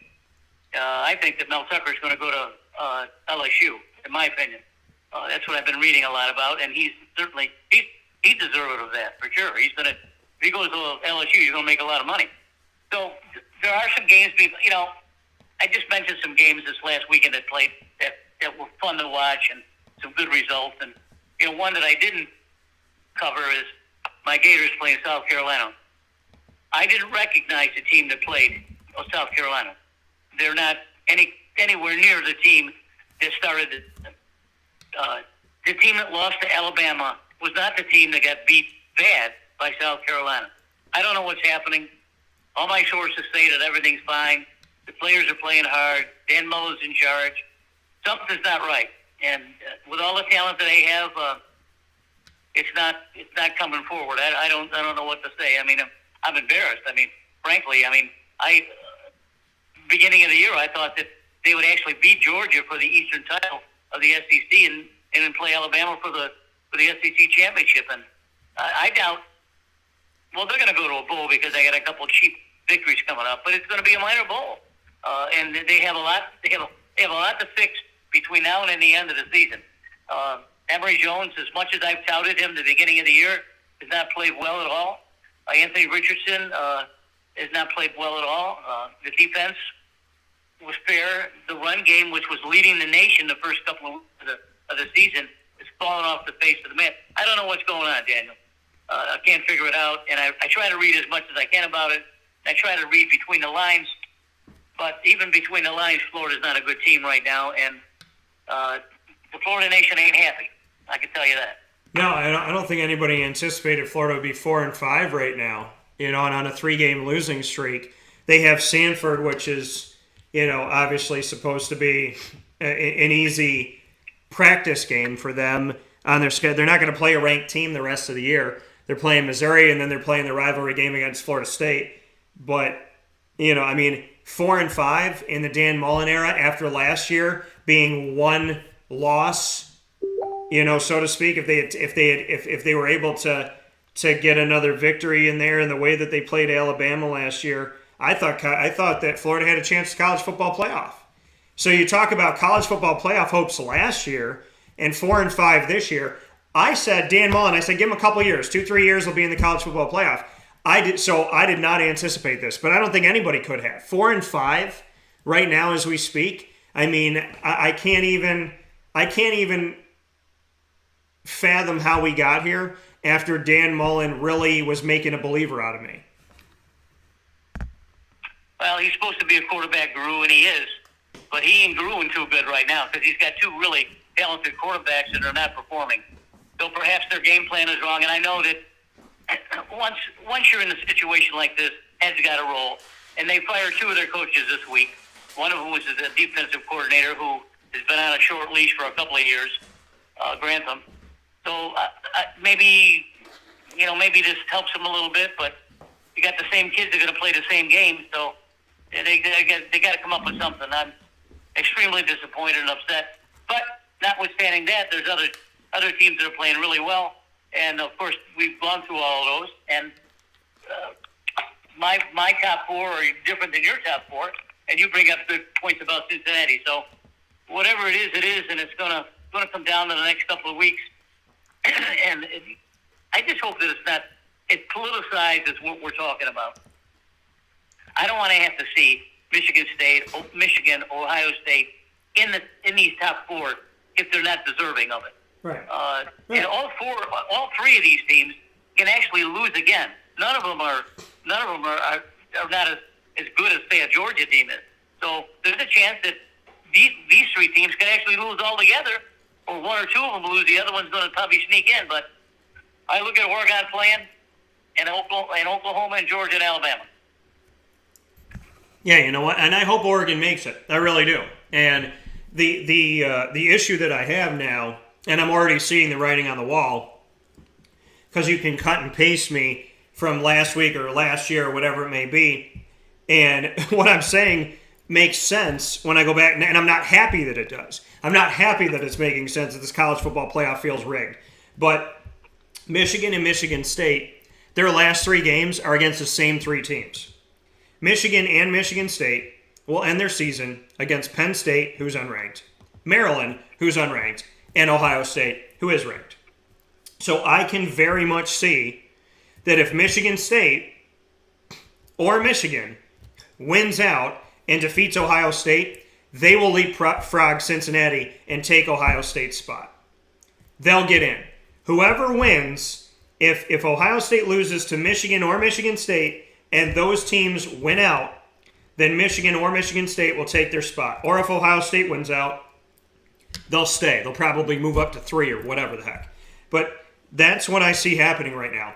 Because of the way the schedule is, Michigan and Michigan State are playing the same teams ahead of them right now, that whoever wins against Ohio State, if they win out, has a shot of jumping Ohio State. But if Ohio State wins out, then Ohio State will be in. But I just see the thing set up right now. One of those 3 teams is going to get in the college football playoff, and I don't think any one of them deserves it this year. Over Cincinnati, I don't think anybody does. I don't. If Cincinnati wins out and they win the AAC championship, and Oregon, as I'm still, unless somehow you can go back in history and take it away, Oregon beat Ohio State. If Ohio State has a loss and Oregon beat Ohio State and Cincinnati goes undefeated, then Cincinnati deserves to be in there. But what I see happening is whoever wins in those matchups coming up in these next couple weeks, God forbid Ohio State loses and one of those teams, Michigan or Michigan State, wins out and beats them, I think that one of those teams is going to get in. And I think I honestly can already see it happening on paper, and I can see it happening in real life.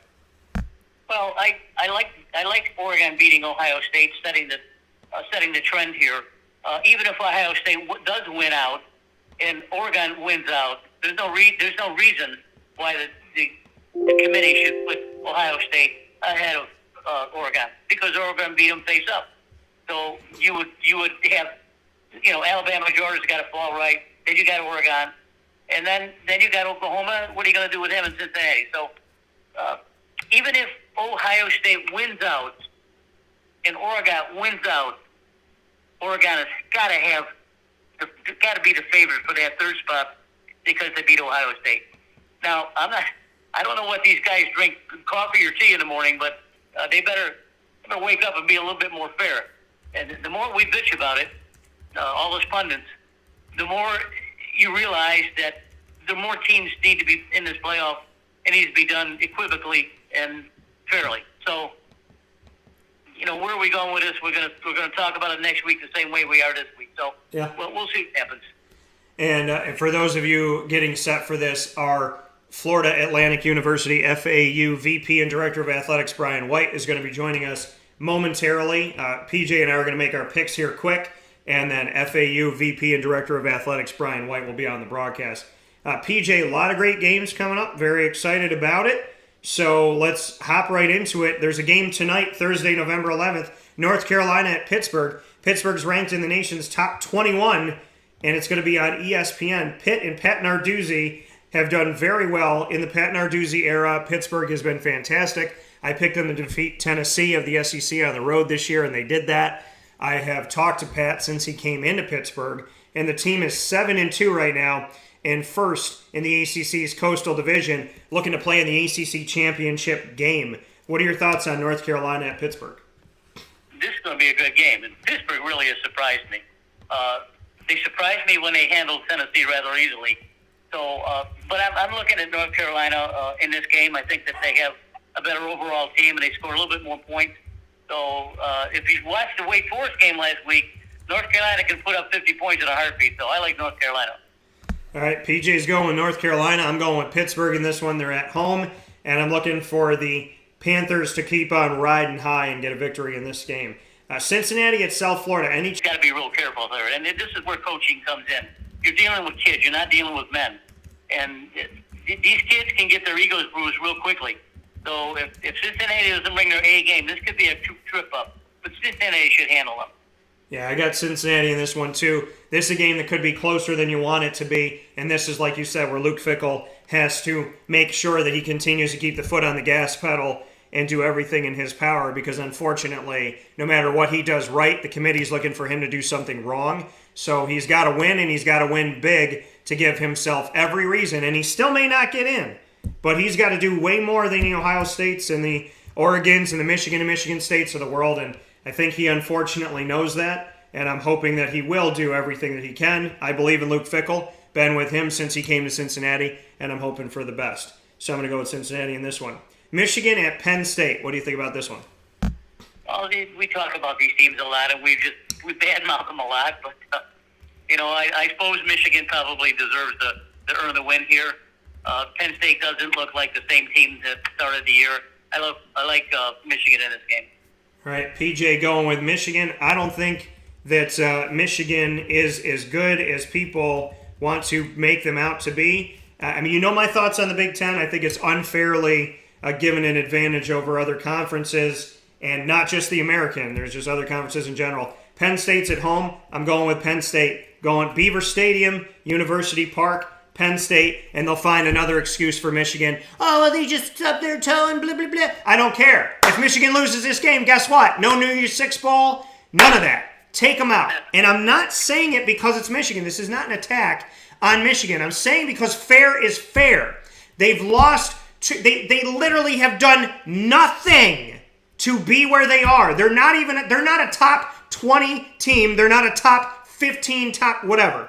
You got them as a top 6 team in the nation. Have some respect and actually act like you watch college football. If they lose this game, Michigan, bye-bye New Year's Six, bye-bye college football playoff, and just shut your dang trap and let's move on from this stupid and ridiculous conversation we should not even be having about Michigan, because Michigan does not deserve to be where they are right now. And I would say that about anybody, including Cincinnati, if this was set up for them. Michigan has been set up to not fail. If they lose this game, I don't want to hear anything more about Michigan. I'm going Penn State. Next game up, Mississippi State and Auburn. What do you got? Auburn got tripped up at Texas A&M. They look really good. Bo Nix has got to do a better job with the football. He's a really good passer. Throws the ball really well. Manages the game really well. I like Auburn.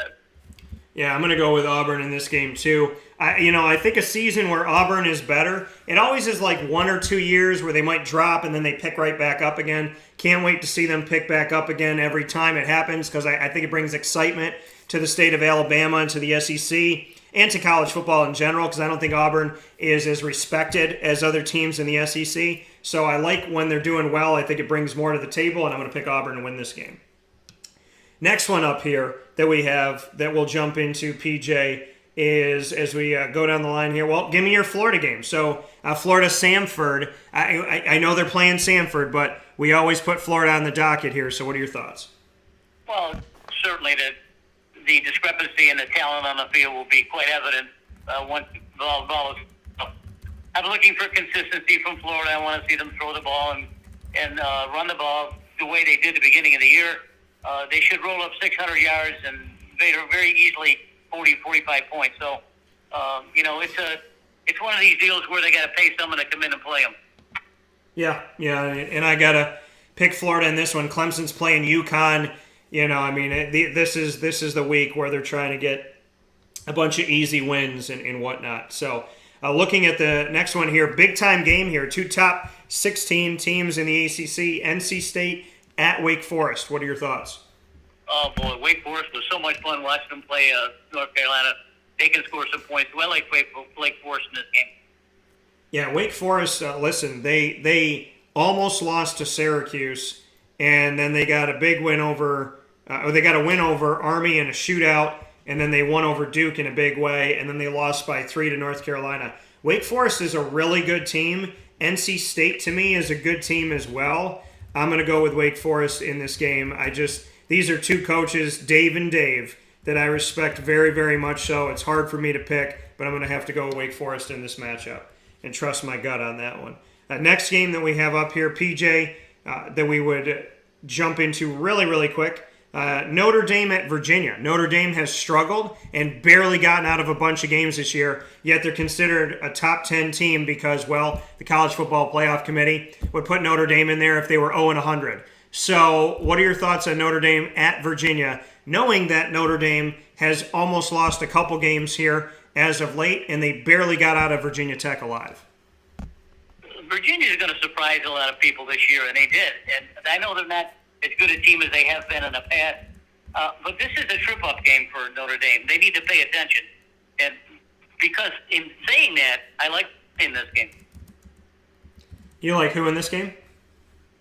Virginia. Okay, so PJ is going with Virginia in this one, and I am also going with Virginia here. I think that Notre Dame has been in a lot of situations where they have barely squeaked by, as I stated, and I think that this is one they may not squeak by, knowing the multiple of talent that they have and the quarterback situation that they have that's just been fantastic in Virginia as far as them not giving up and whatnot. And Virginia Tech, too, just doing a great job. Texas A&M at Ole Miss, what do you got?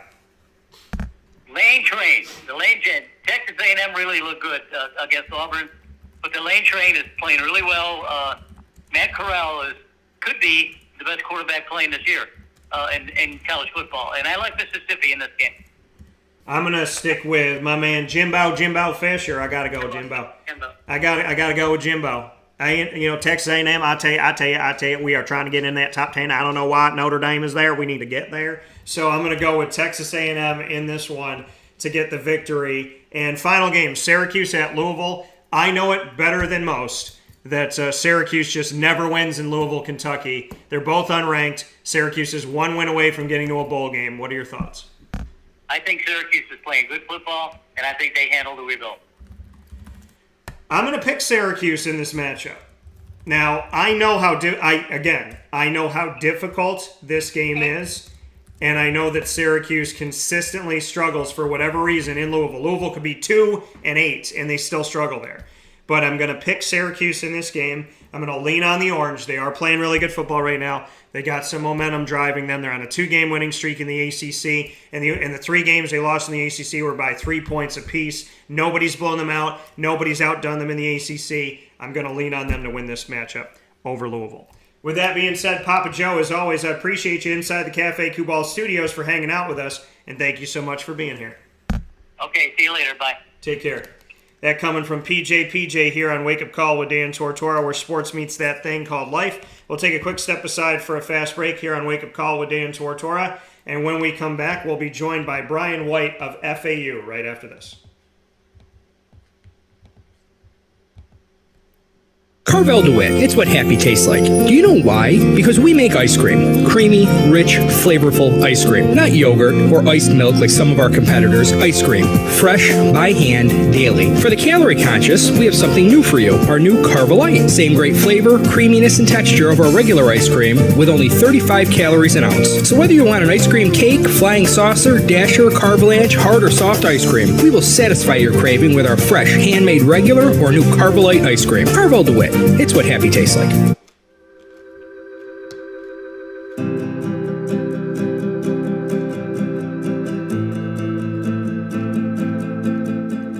Cafe Kubal offers same-day local delivery of our products, offering no delivery charge for Onondaga County.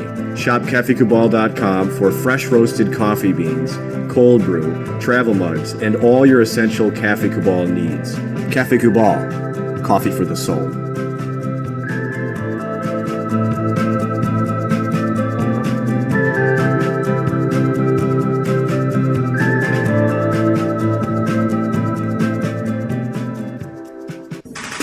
The Wildcat Sports Pub in Camillus, New York is located on 3680 Milton Avenue in the Home Depot Plaza. It is your family-friendly sports bar and restaurant. Folks, some sports bars aren't family-friendly. Some family-friendly restaurants are not sports bars. The Wildcat Sports Pub in Camillus, New York is proud to be both. It is that marriage that you've been looking for years. The Wildcat Sports Pub is your home base for your sports bar and restaurant needs, games for the kids, indoor and outdoor activities, and enough things on the menu to come back every single week and get to try something new. They're open Sundays from noon to 8 p.m., Monday through Wednesday, 11 a.m. to 11 p.m., and Thursday through Saturday from 11 a.m. to midnight. For reservations and party information, call 315-487-2222 for the Wildcat family-friendly sports pub and restaurant.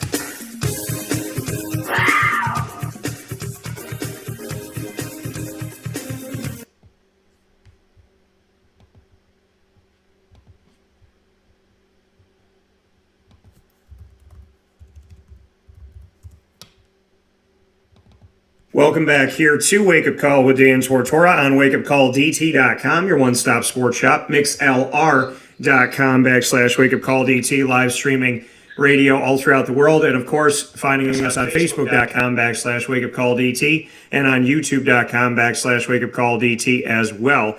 Very honored and privileged, as always, to cover the American Athletic Conference and all that comes with that. they decided to bring in 6 new full-time members, and these institutions, very reputable institutions, including that which is FAU, Florida Atlantic University. And I'm very, very much looking forward to the conversation we have for you this morning as Brian White joins me from FAU, and Brian being the Vice President and Director of Athletics at Florida Atlantic University, which is one of the 6 schools that decided to join. And so now I get to proudly bring him into the show. Brian, how are we doing today? Doing great. Thank you so much for having me on your show. Looking forward to talking with you. Absolutely. And I got to make mention of this too. I don't know if you guys timed this right. I mean, I believe in God instances, not so much coincidences, but the American Athletic made the announcement of FAU joining on my birthday of October 21st. So I don't know if you meant for that to be a birthday gift, but it inadvertently was, just so you know. You know, it actually was a big part of the planning processes, and it caused us to overcome some hurdles and change some things, but we were committed to it, so we wanted to make sure we got that done. Awesome. Well, Brian White here with us from FAU. Brian, big picture, before we get into anything, what does it mean to be winning in paradise? Because I know that that's such an important message. You know, we talk about, it's our mission, winning in paradise, and obviously it's more of a marketing hashtag, a slogan. It's our version of just do it, if you will. But we talk about winning, not only on the athletic courts and fields of play, but also in the classroom and helping grow this great university. We're so proud of the university we represent. We're a young university. We're a very young athletics program. But our rapid rise and how quickly we've risen from an FCS program to FBS to now our next step within the American, and by many metrics, we were the fastest football program to go to a bowl game, win a bowl game, beat a ranked team by a ton of different metrics. So we're very proud of who we are and our growth, and a big part of that is our location. We are 1.8 miles of the beach. You see it right on our football field. Our fans love to go back and forth in arguments over which universities have closest to the beach, but we're the closest football stadium to the ocean. Only football stadium you can view the ocean. Paradise is in our alma mater. Paradise is in our fight song. It's a big part of who we are, but we also are growing into a highly successful athletic program and university. How do you create that paradise feel? We talk about the look of it and the natural surrounding environment that you have at FAU, but what does paradise look like from the inside out at Florida Atlantic University? We have a beautiful campus. Not only, I think everybody knows, is familiar with South Florida and Boca Raton. Those that haven't been on our campus, it is a beautiful, a lot of outdoor spaces, a lot of green spaces, beautiful campuses, more palm trees than I've ever seen in my life, and a beautiful football stadium, a beautiful kind of an all sports facility, brand new Schmidt Family Complex for academic and athletic excellence. It's a $72 million building. I'm actually in it right now as we speak. But a beautiful facilities here, and just a great community to be in. Your history, speaking here with Brian White, Vice President and Director of Athletics at Florida Atlantic University, talking about everything that Florida Atlantic is, and I want to obviously come back to this, but I want to Tarantino a little bit and go back in time. For you had the opportunity to be at Army West Point as an Associate Athletic Director for Development and Chief Development Officer. Are you familiar, in this is going to make my world very, very tiny. Are you familiar with one Bob Beretta? I am. Very big fan of Bob Beretta. And so Bob came to Lemoyne College, which, Wake Up Call with Dan Tortora and Dan Tortora Broadcast Media, my company, have a multimedia marketing partnership with Lemoyne College, and Bob came in as the Director of Athletics here after spending 34 years at Army West Point. Let's put Bob in the spotlight for a second. What can you tell me about Beretta? He is probably one of the more present at athletic events, athletic administrator I've ever seen or been around. I thought it was incredible that he was in a full suit and in the cold of West Point at every single one of Army's home athletic events and probably 33 sports in his entire time there. Great colleague. very, very committed to the profession, committed to student athletes. I would have extremely positive things to say about Bob. He was great to work with, and just the consummate professional. He's one that I've actually worked with him on football scheduling since leaving West Point on a few different occasions, and worked with him on different projects. And he is just the consummate professional, and has been in it a long time, and does an excellent job. So what did Lemoyne College get by getting him? I don't think you can do better than Bob in terms of, athletic administration and knowing the industry knowledge, commitment to student athletes. I think somebody with I'd say probably a key component for him is just a tireless work ethic. The guy's got a high motor, and it never stops, and he's always there, and he brings a lot of energy to the table in a really positive way, and one, in a way with a lot of seasoning, a lot of experience. He knows what he's doing. He knows exactly what he's doing. He knows what needs to happen for that place to grow and improve. Speaking here with Brian White, a VP and Director of Athletics at Florida Atlantic University. From your time at Army West Point, you also spent some time at the University of Tulsa back in 2014, and now you're joining a conference that has the Golden Hurricane. What can you say about maybe that surreal kind of small world for you that you spent time at Tulsa, and now you'll be going up against Tulsa from season to season? There's definitely in our world a lot of full circles that come back. It's a small world in college athletics, and I can say that the first game I've ever been a part of in FAU Stadium was actually in the visitors' AD booth, and that was pretty surreal for me. My first time being back here as the new athletic director, so I haven't been to a game in the stadium, and really I spent that game, as I was an associate athletic director at the time, thinking about how great it would be if I could ever be the athletic director at FAU one day, looking at a beautiful stadium and an ocean view, and I can remember it like it was yesterday. So it is pretty surreal to be here, and this really is a dream job for me, given the potential and the location and everything this university and athletic department has going for it. And right before you got to FAU, you spent some time at Missouri. What were your biggest takeaways from being with the Missouri Tigers, and maybe how those moments, or maybe something that you took away, helped to build the foundation that you brought into FAU? I had a great experience at Missouri, learned a lot. Went there as the head of TSF and senior associate for development, and later grew in the deputy role, overseeing all of external and football and men's basketball.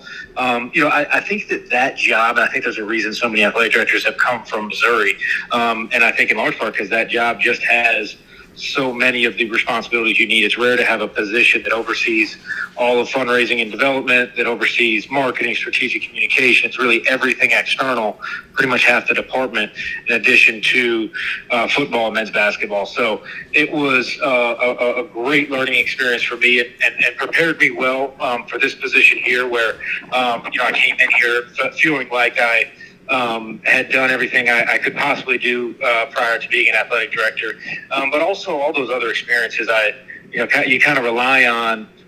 You can't do everything at FAU like you did at Missouri, but some things, being in the same league currently as like a Louisiana Tech, where I've worked previously. Some of those things that experiences at Louisiana Tech have actually helped me here and helped me to understand where we have been, and then the growth potential. You look for experiences at bigger schools as well. So I think that just all of our things that got us to where we are critical. Speaking here with Brian White, VP and Director of Athletics here on Wake Up Call with Dan Tortora, him coming from FAU, and you're here inside of the Cafe Kubal studios this morning. Looking at this history and everything that it took to get to where you are today, you have spent a lot of time in fundraising and external relations as well. You've done a lot with FAU since coming in.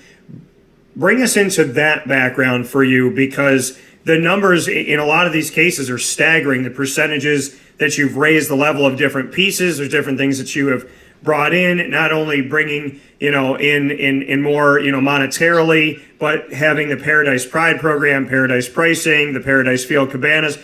I feel like there's so much paradise talk at FAU. I don't understand why I'm not living there. I mean, I don't get why I'm not in a cabana right now having a Miami Vice talking with you outside. I don't understand why we're doing this from so far away. But, with your experience in fundraising and external relations, just what that's done for FAU, because you have really deliberately tried to, increase the everything of this university. I don't think there's one area that I can say you just did this. I feel like you've really made it a point to make FAU a brand that people know, a business that people follow, and something that people want to invest in as well. Well, thank you, and that is the goal. We would like to be drinking Miami Vices in the cabanas right now. No, but we're in the recruiting business, so I think for us, we use Paradise a lot, but we're selling our strengths. Our location, it is unique to any other school in the country, and frankly, I've lived growing up the son of an athletic director. I've lived in a lot of different areas and locations, and I can't imagine there's a better place to live than where we are. So as we recruit students academically on campus, as we recruit student athletes, staff, et cetera, I think selling our location is key. So we've had a lot of success, but I always think it's, as a fundraiser, one, you got to have a great team, and we have a great staff here. We've been really lucky, supported by some really hard-working staff, and but most importantly, you got to have a generous donor base, and we have an incredible community to tap into here, and it's things that since for the last 20 years really here since we started football, we've been growing our fan base year over year, and as we continue to do that, and we always have regular conversations. We're right on that county line between Broward and Palm Beach County, and there's nearly 4 million people in this area, and there's as much wealth as anywhere in the country. And I think every year our brand grows a little bit, but at some point our brand, I think, can be the dominant hometown team for this community. That's where we're promoting ourselves to be, but we got some work to do. And as we improve our brand in this community, as we continue to work tirelessly and build relationships, and one person at a time, and I think that we'll hit a tipping point, and this place will be what we all know it can be. We have high ambitions here. We always talk about the Howard Schnellenberger quote, and it's also, I think, pretty rare that we have a single person that really started our football program as the architect of FAU football. And his vision was, we're going to win a national championship in the only variable is time. And I'm well aware that FAU wasn't the first place he said that, but I think it's pretty special that has been the vision, and I think everything that's happened since then backs that up. That we see ourselves as that young stock, the startup company with really unlimited potential, and not as much the mature stock, and that's what we're excited about. And I look back on this. I mean, your football program started here in the 21st century back in 2004. It's not even 20 years old. I mean, what does that do? I mean, the school's not, I mean, the football program's not even 2 decades old, and we've seen the successes. You have gone to 5 bowl games and won 4 of them. So with a team that's not even 20 years old, you got 5 bowl games and you're winning 4 out of 5 of those times that you're going there. Why is this football program so successful? And I know you weren't here from the start of it, but what can you say about building a program in its infancy comparative to other schools that have had programs forever and a day? Just what it's like to have such a young football program, and then secondly, such a young football program with so much early success. I think the first question of why do you think it's been so successful? I think the people in place here, I think the job Coach Schnellenberger did to build it is, I truly believe he is a Hall of Famer, and that's another debate for another time. But I think the people that were here, but also I think this place is just set up to win with the location, the beautiful campus, the beautiful university, and by location, in terms of success, I'm speaking more on the recruiting front. Florida is known by all as, arguably the best or one of the very best states in the country in terms of football recruiting. But these 3 counties, Broward, Palm Beach, and Dade County, I think the number is about 70% of the D1 athletes D1 football players in the state of Florida come from these three counties, and we're right in smack dab in the middle of that footprint. So I think there is just a ton of talent here that the whole country has been recruiting for a long time, and in many cases, schools all over the country have been recruiting South Florida kids because there wasn't a Florida Atlantic. And so keeping those kids home is what we've done. Coach Charlie Partridge did a great job in recruiting. Lane Kiffin, Will Taggart. We've had a lot of success in recruiting recently, but it all started with Coach Schnellenberger. And there's just so much talent in this region. And then on what it's like to start up a football program. I mean, the stories are fascinating because the guys that were part from the very beginning are like in their 30s. So they come back to events and they were part of the very first teams. And we always use the example, the oldest graduate that would have been on campus for 4 years when we had a football program, which is typically your target donor fan base, is like in his 30s. So we don't have the mature fan base. So that's, those are some of our obstacles, but it's also some of the uniqueness of this place. How do you navigate that? When you have your old donors in their 30s, I'm 36. So how do you work that from your, standpoint of marketing and external relations and asking for alumni to give back? What has been your way of tackling it? Mostly in the community. We have, and there's definitely, I would say a good amount of schools in the American that the majority of their donations and fans come from the community, and we are probably the extreme on that end. But our alumni base grows every year. Where our enrollment is over 30,000, and we think that's going to continue to grow. So I think that the future is incredibly bright, but our present is we tap in the community a lot. You mentioned the Paradise Pride program. Our staff and our team, they're at a youth sporting event every single night. They're at a carnival. Every single thing they can do in the community, we're all over it, and we're inviting the community in. Every firefighter, policeman, paramedic, teacher, any target group in the community has an FAU staff member working them to get groups out to games. So that's our advantage. We kind of market in a little different way. Coming down here, I think at every place you look at what are your advantages and what are your hurdles, and we saw that as something that that we needed. We couldn't come down here and just put a schedule poster out and open up season ticket sales.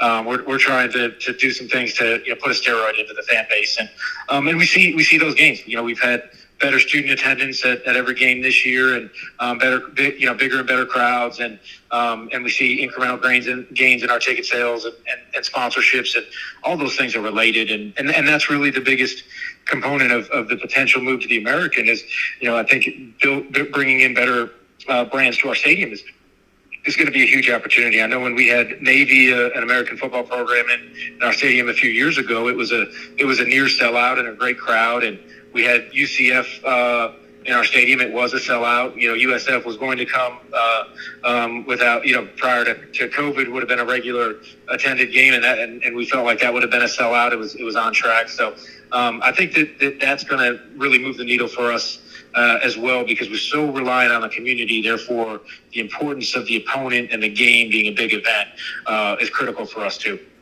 That coming here from the VP and Director of Athletics at FAU, Mr. Brian White. Brian, here, before we get into that American Athletic a little bit deeper, that move for you, you mentioned some of your coaches, Howard Schnellenberger, and how you believe he's a Hall of Fame coach, and then obviously you had Carl Pelini and Brian Wright, Charles Partridge as a part of this as well. Lane Kiffin, how does the Lane train stop at FAU? He comes in, he's got 2-11-3 seasons, 1-5-7 season, 27 wins to 13 losses, 2 bowl victories in the Boca Raton Bowl where he goes 2-0. How does the Lane train end up in FAU? And I got to ask you this question, how the heck did you keep him for a couple seasons? Lane did a great job for us and did a great job even helping us up our profile. Obviously, he is his own brand and brings a whole lot of attention with him wherever he goes. And had a lot of success here, and that was the goal. I didn't I didn't hire Lane. He was here before I got here, but I think it was brilliant, and I think that is that's the goal for college athletics, is to provide positive exposure for the university to win a whole lot of games. He did that, and I think everybody knew that if you hire Lane Kiffin and he comes and he wins, has 2 11-win seasons in 3 years, that he's probably going to get a $20 or $25 million offer, and it's probably going to be an offer he can't refuse. So I think that he was great for FAU, and we're thrilled for him where he is. I think he's doing a great job where he is. How difficult is it in college football? I mean, I know in collegiate athletics in general, but especially in college football, how difficult is it to have a coach? It's kind of that weird dance, right? Where you hire a coach and you want the coach to be successful, but the more successful the coach is, the more someone's going to try to poach the coach, but you obviously want the coach to win. So there's that balance of trying to keep a coach while seeing that other people will see the successes of that coach.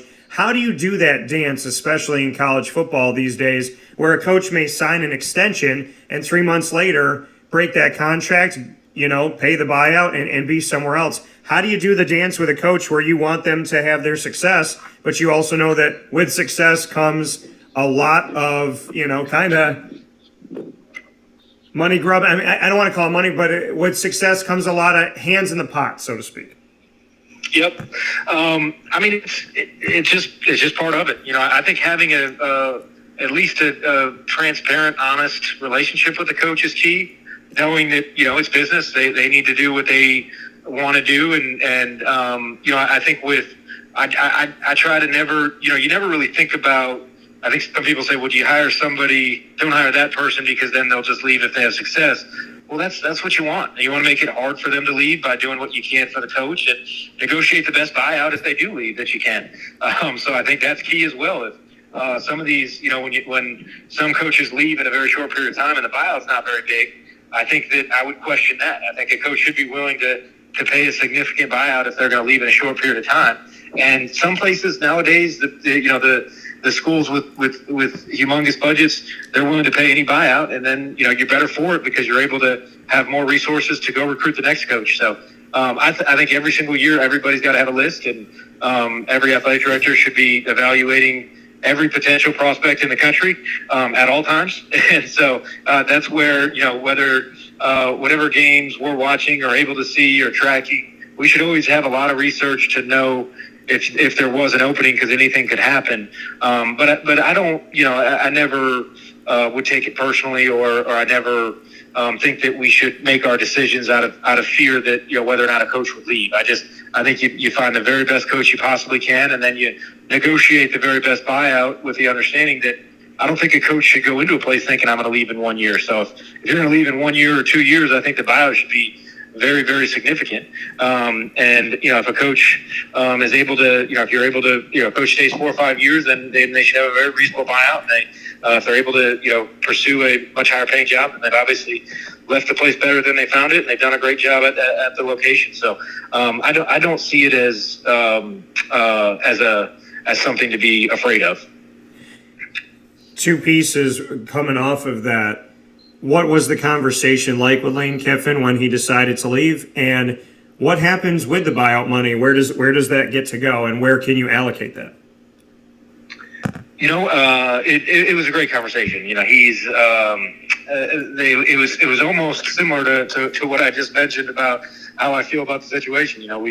We all felt like Lane did right by FAU, and we actually openly talked about it with him. That was the goal. We wanted him to come here, and because many were part of the conversation were those that were on the hiring committee that brought him in, and we were all happy for him, and he did a great job here, and the buyout is obviously something that the university that Ole Miss would end up paying anyway. So we were pretty comfortable with it. It's not something we wanted, obviously, but we understood going into hiring a coach with a big name that if they have a lot of success, they may leave. So I think that's much better than the alternative, right?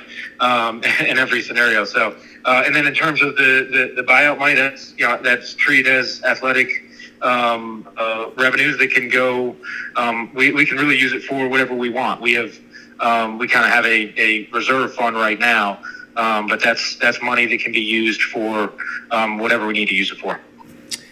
Coming here from the VP and Director of Athletics at Florida Atlantic University, FAU, Mr. Brian White, here with us on Wake Up Call with Dan Tortora inside the Cafe Kubal studios. Before I let you go, Brian, you brought up family before, and your family very involved in this world of sports. Of course, your father, Kevin, at Duke University, VP and Director of Athletics, a very long time with that title. You're the oldest brother, Mike, head men's basketball coach at the University of Florida. At one time, we had that connection to Florida with all of, with your brothers and yourself, with the trio, with Mike at Florida, with Danny, who was at UCF and now is at Tennessee, and of course with you at FAU, and of course your sister Mariah, assistant AD at SMU. So now you get to go against her a little bit here. What's life been like within this family, and what can you tell me about Mike and Danny, Mariah, and Kevin, knowing that you all know what it's like to live in this world of collegiate athletics, and many of you on the side of being in that administrative role? First of all, Mike and I are just livid at Danny for leaving us out to dry, leaving the state of Florida. No, we get along great. We talk very frequently, and in many instances, because we're in the same profession, so there's a whole lot to talk about. But we also, even with my sister that's not in athletics, we all talk very regularly. We have a regular family text, and I think we're probably closer than most families, just because we did move every few years when we were kids. So when you move around, you kind of get closer to your siblings. You don't have that lifelong friend that is the same thing as a sibling. You kind of become closer as a family when you move. So that was that's how we grew up, and now in the professional world of college athletics, we stay in touch. We talk a lot about what we do. So many people talk. Do we talk trash to each other? Is it it's not really like that. Typically, it's just such a winning and having success is such a hard thing to achieve. So we're always rooting for each other, and it makes me sick to see any one of them lose a game. And it's been really tough. Some of the toughest games I've ever been in have been games against my siblings. When I was at Missouri and we played Florida in basketball, that was just really awkward. And it was a hard night. I wanted both teams to win, and that's obviously not possible. So, I think that it's more of a empathetic feeling in terms of the professional competing against each other component. And I have to ask, since I've been around you both, and while I've seen you both in this, you and I haven't met face to face. Danny, I've been around, at the stadium and whatnot. Who wears a suit better? Who do you think has a better suit game? And I want to know why. I think in general, Danny, with his silver belts and his whole get up, I would strongly disagree with. So I like my style a lot better. So I wouldn't think it's close. But I guess that I got to leave that up to you. That's fair. That's fair enough. I will say, you were very much in style for the first American Athletic Call. So I'm going to have to give you some credit for that here, and we'll see how things go from here in the body of work. But speaking to the body of work at Florida Atlantic University, for you made a hire after Lane Kiffin left for college football, and you brought in somebody that I know all too well. He has a very unique connection to the American, and with him being a South Florida Bulls head coach of old, and what Willie Taggart was able to do there, take a program that was truly in obscurity, and to bring it into some place of reputation, positive reputation, some respect. Went on to Oregon. Then I met him again at Florida State as I cover Florida State, and here he is at FAU now, and I have an opportunity to be around him again. 3 schools in the state of Florida. We keep crossing paths. So I'm always honored when it happens, because the sports world is small, as you know. Why Willie Taggart? What does he bring to FAU? And just what you can say about bringing a coach back to Florida for the third time. I couldn't be any more grateful, excited, happy to have him as my football coach. I actually think about it all the time. I really, really like the way he coaches. I like the relationships he has with our student athletes. I think he's an extremely genuine person. I think he's perfect for us at this time. And I also think we're just really timing wise, really fortunate to get him here.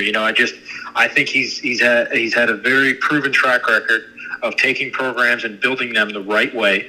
And over time, through recruiting and through just building a program, he's done it multiple occasions. And then I don't believe that a year and a half in Tallahassee defines him as a football coach. I just don't. I don't think that that's enough time. I believe in coaches that build programs the right way, and I think he's that. I think the fact that he is, from Florida, the fact that he has a lot of relationships in Florida, that's all icing on the cake for me, because I believe in him as a football coach and the way he's going to run this program, build this program.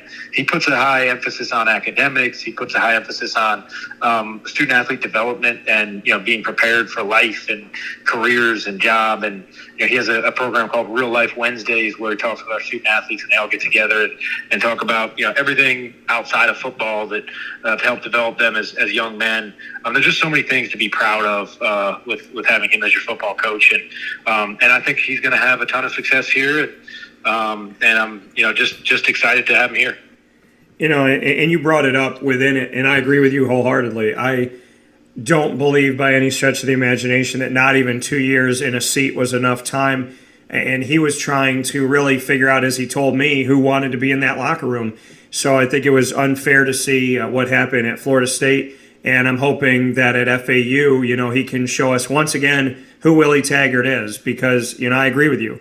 He is an honest person. He is a person who seems to care very much so. And it seems like the student athletes respect and appreciate him, and he appreciates and respects them right back. So I think you got a steal in Willie Taggart, and I'm happy to hear a director of athletics and a vice president. I'm happy to hear someone of your stature have so much faith in him. Well, thank you. I do, and I'm just grateful to have him here. So I'm looking forward to many bright days ahead for our football program. That coming from Brian White of FAU here on Wake Up Call with Dan Tortora inside of the Cafe Cuball Studios. In closing here, Brian, the American Athletic Conference, we have seen FAU before you got there be a part of the Sun Belt, then on to Conference USA. Why the American Athletic Conference? Why is this the right move right now for FAU?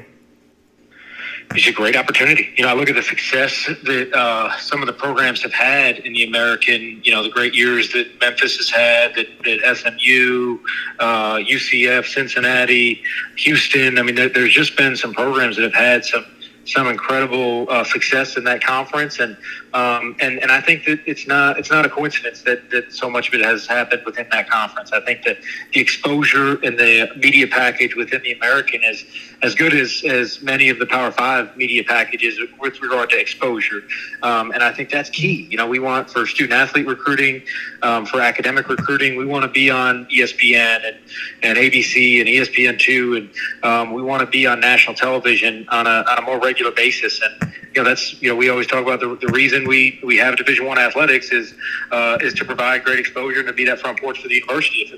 If it was simply about competing in athletics, you would all have Division III and there'd be no scholarships, and that's a great model as well. It's just not our model. Our model is to be seen and to be on national television and provide exposure, and that's what this move's going to help us do. With UCF coming out and all the success that they have gained from the American Athletic Conference, did that have anything to do with it for you, with this realignment, that another school in Florida that really wasn't given a lot of respect and really wasn't in that national spotlight rose in the American? Do you see FAU taking that kind of Florida chokehold now and becoming that team that can rise here? And do you see any connection between you and UCF, or is there nothing there that you've really focused on? No, we look at UCF and USF, and I should have mentioned them as a program that's had great success as well.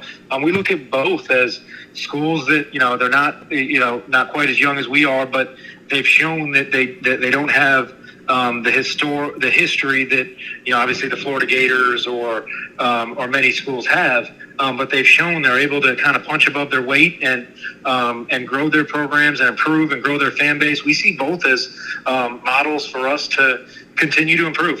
So yes, absolutely, the success UCF has had and how they've grown their fan base. It wasn't too long ago where their stadium didn't have great attendance, and now they're sold out almost every game. And I just think that for us to continue on a positive track record, those are great things to point to, and great signs and reasons for optimism.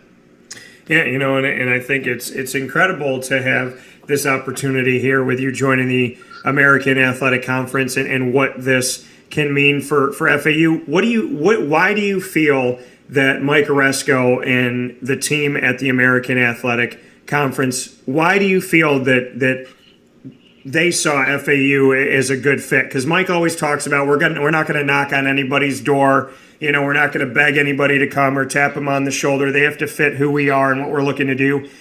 What did Mike tell you, or the conference itself tell you, that you can share with us on why they think FAU is a good fit from their perspective?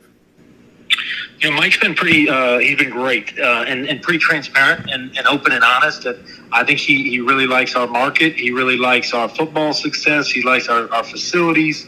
I think feels confident about the leadership we have in place. He's actually mentioned Willie Taggart on several occasions of having witnessed his success at South Florida and sees that as being a positive of Coach Taggart being back in the league. But I think he sees us as, like I see us, as a place that's growing, as a place that whose best days are far ahead, and sees us as a growth stock. So and all those things I think are great reads by him. So he's definitely very, very wise and looking at all of the factors and I think that when you put everything together with the market of South Florida and as I mentioned, a high wealth community, but also a high population, great facilities, a great university from an academic profile. I think that I think we have a lot of positive points for Mike to look to. Do we know at all the timetable for you at this point in joining the American? Our expectation is 2023, but I think that everybody is still working through the details, though. And in closing here with Brian White of FAU, the VP and Director of Athletics there on Wake Up Call with Dan Tortora inside of the Cafe Kubal Studios. Mike Oresco and I have talked about it a million and one times. Power 6, autonomous 6. Power is a media term, not one that I would have given because I don't think that it's fair and I don't think it includes the right schools necessarily. Autonomy is a legislative term. Is this conference, to you, the American Athletic Conference, is there a real Power 6? And do you believe that this group should be considered for our autonomy? Absolutely. And I will say I do have a confession to make. Yeah. Behind the scenes, we talked about my family a little bit. I've been a Power 6 denier as Danny was promoting it at UCF, as it didn't fit our narrative for where we were. But now I'm all in. Now I've entered the Power 6. You've been converted, yes. Yes, and I don't know if he's gone from a promoter or a denier moving in his role as well. But I've gone from a denier to a promoter. Fair enough. So that coming from Brian White. Brian, I appreciate it. I know you spent some extensive time with me here today in your first trip to Wake Up Call with Dan Tortora, but I just want to say thank you. I would love to have you back on and continue our relationship to grow it at FAU. Like I said, from afar, I've respected some moves you've made and some things that have been done, and I'm just very elated. When I saw these 6-member schools come into the American and I saw FAU's logo there, I got to admit that I got pretty excited. So from afar, I've respected and appreciated the university, and I look forward to building a relationship with you and with your coaches and your staff and whatnot. I definitely look forward to a very awesome future to come for not only the American, but for FAU as well. Well, thank you so much for the coverage, and I've enjoyed talking with you and look forward to building a relationship. That coming this morning from Brian White, here with us, VP and Director of Athletics of FAU, aka Florida Atlantic University, for the Owls, here on Wake Up Call with Dan Tortora inside the Cafe Kubal Studios. Happy to bring you that special with Mr. Brian White here on Wake Up Call with Dan Tortora, where sports meets life. We'll take our final step aside of today's broadcast to wrap things up right after this.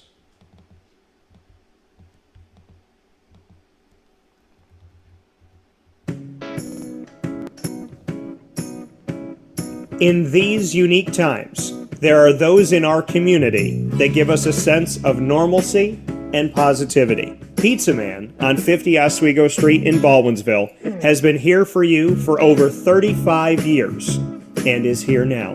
Call 315-638-1234 or order online at pizzamanbville.com to bring those familiar tastes into your home. And remember to come see our monthly on-site broadcasts centered around the community and our Baldwinsville beats.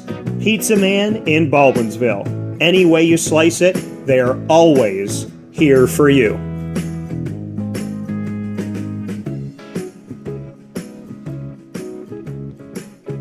This is Jimmer Sikowski, owner-operator of Chick-fil-A Cicero, 7916 Brewerton Road in Cicero, right in front of the Home Depot. I had a deep feeling that God wanted me to do something bigger with my life and to help people, help others. I kept putting Chick-fil-A in my life, and I realized as I was going through the franchise selection process that positively impacting the lives of others was really core to what we do here at Chick-fil-A. First of all, it starts with the food. The food is brought in fresh daily. We bring in local produce. We prepare to order in the kitchen. We hand bread our chicken. We hand spin our milkshakes. It's great food. It doesn't taste like fast food. I think the second thing is the way people feel when they come in a Chick-fil-A restaurant. It's different. We try to treat people with intentional kindness here, which is very different and deeper than good customer service. And so I think it feels remarkable for most people to come in a Chick-fil-A restaurant. And then lastly, the impact that we try to have in the community is very different. It's a big part of the expectation of every operator of a Chick-fil-A restaurant is that they're actively engaged in their community, they're a leader in the community, and they're making a difference. When they realize that what we're striving to do is to shine a little light in their life, that's a very, very different experience than you will have in any other quick service restaurant. And it's that remarkable experience that I think people will emotionally connect with. I'm George Townsend of Honda City with some good advice when buying a new car. The true cost of owning a new car is determined by the appraised value when you trade it. No vehicle appraises higher than a Honda. Next, look for low APRs and deep discounts. You also want low maintenance costs and great fuel economy. That's why my advice to you is to buy a new Honda. Looking pre-owned, visit our Honda Certified Used Car Center. Honda City, 7140 Henry Clay Boulevard, Liverpool, or HondaCity-CNY.com. It would be a pity if you don't shop at Honda City. Our corporate purpose at Chick-fil-A is to glorify God by being faithful stewards of all that's entrusted to us and to positively influence all those who come in contact with Chick-fil-A. And what became increasingly clear from our success in Cicero is that people love Chick-fil-A. And also I think we recognized that, we had a great opportunity to grow the brand and grow our platform. I felt incredibly grateful when I was selected to be a Chick-fil-A operator. I think what it's meant for me, what I've come to realize on a very deep level is that this is a calling for me. It's not a career. It's not a job. The Lord called me to be a Chick-fil-A operator and to use these restaurants to glorify Him and to positively influence other people. I'm blessed. I'm very blessed. Head to Chick-fil-A Clay on 3974 State Route 31 in Liverpool, New York. Welcome back here to Wake Up Call with Dan Tortora inside of the Cafe Kubal Studios. Wake Up Call with Dan Tortora proudly here with you, getting your cup of coffee today or your cup of chai, whatever it may be. The pumpkin spice chai is now there here at all of the Cafe Kubal locations, so make your way out to Cafe Kubal today. Be it your tea, your chai, your coffee, your upstate sandwich, which is my favorite sandwich. They have all their breakfast sandwiches and everything that they offer, included their chocolate chip banana bread, which is fantastic. Cafe Kubal brings you the flavors, brings you local, and brings you fantastic people led by Matt Goddard. Go out and see them today. 3501 James Street, as well as 208 North Townsend Street, 401 South Salina Street, all in Syracuse. Inside of Golisano's Children's Hospital in downtown Syracuse, and on the corner of Route 11 and Taft Road in North Syracuse, New York at Sweetheart Corners in their drive-through location. And, of course, you can find them in their giant behemoth of a brown-striped building, which I consider the welcome center of Manlius. As all roads converge into Manlius, New York, you'll find them at 343 Fayette Street in Manlius, New York for Cafe Kubal. I want to thank all my guests today, a trio of awesome guests we had on this morning's broadcast, a wake-up call from Rice University for the first time ever, Director of Athletics, Recreation, and Lifetime Fitness, Joe Karlgaard, joining us as they're getting set to join the American Athletic Conference. Brian White, for the first time ever, VP and Director of Athletics at Florida Atlantic University, a.k.a. FAU, joining us here as they get set to join the American Athletic Conference. And always with us every Thursday, Papa Joe, joining us to speak on the success of the Jaguars, winning 2 out of their last 3. I said this season they could get to 8 and 9. I said 9 and 8 earlier, but going into the season I said 8 and 9, right around the equator line. They're in a place right now where they could still make that happen if they can catch fire and hold on to it. We also spoke on the college football playoff rankings for the second week that's come out, and we discussed our college football picks for week 11. So make sure you go back and watch and listen to all of that. And we appreciate you, as always, here on Wake Up Call with Dan Tortora, where sports meets life, where you're watching us every single Monday through Friday from 9 a.m. to 11 a.m. Eastern Time on mixlr.com/wakeupcalldt, facebook.com/wakeupcalldt, facebook.com/livenowdt, and on youtube.com/wakeupcalldt. You can also check us out in the archives by searching Wake Up Call with Dan Tortora on Stitcher, Spotify, MixLR, YouTube, iTunes, and Apple Podcasts, iHeartRadio, Podbean, and more. Search Wake Up Call with Dan Tortora, and Wake Up Call DT as one word as well. You can search either one of those.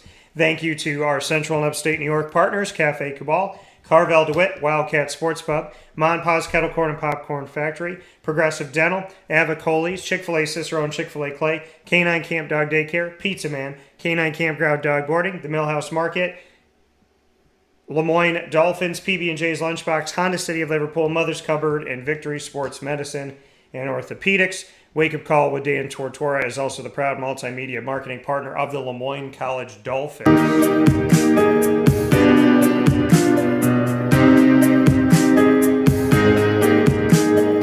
Fins up every single day of the week, every day of the year, every hour of the day. Make sure you check out Lemoyne Dolphins by going to wakeupcalldt.com, clicking on the Lemoyne tab on our website, and of course you can get the archive of all of our Dolphin Dive as well as AD and DT episodes by going to youtube.com/wakeupcalldt and clicking subscribe, and by subscribing to wakeupcalldt.com. Every Wednesday on Wake Up Call with Dan Tortora is the Dolphin Time, is what we call it. It's what Bob Beretta coined, Dolphin Time, the AD there. Every first and third Wednesday, Athletics Director Bob Beretta and I speak on a certain topic.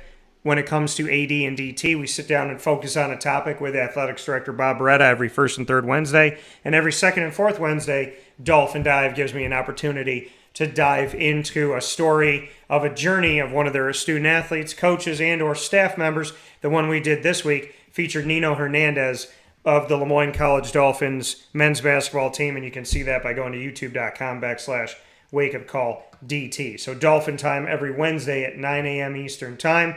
And, of course, all throughout the week, there's always things that come up on our social media and whatnot about the Lemoyne Dolphins. So, as always, fins up.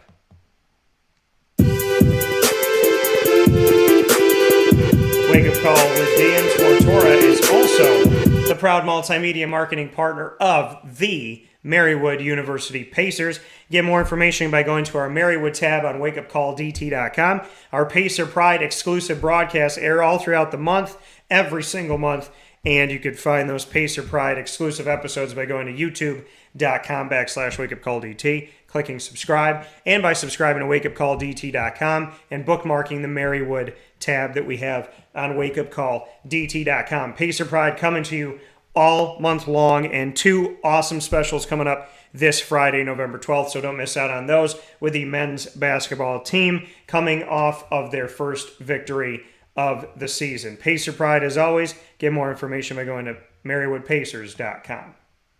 I hope you all have a fantastic day. You stay safe and stay well. Be good to each other, be good to yourself, and understand that life is better when we're together, and it doesn't take anything. Be good to each other and be good to yourself. I'll talk with you soon on Wake Up Call with Dan Tortora. Find us on Facebook at WakeUpCallDT, Twitter at CallDT, and Instagram at WakeUpCall_DT. And of course, as always, God bless.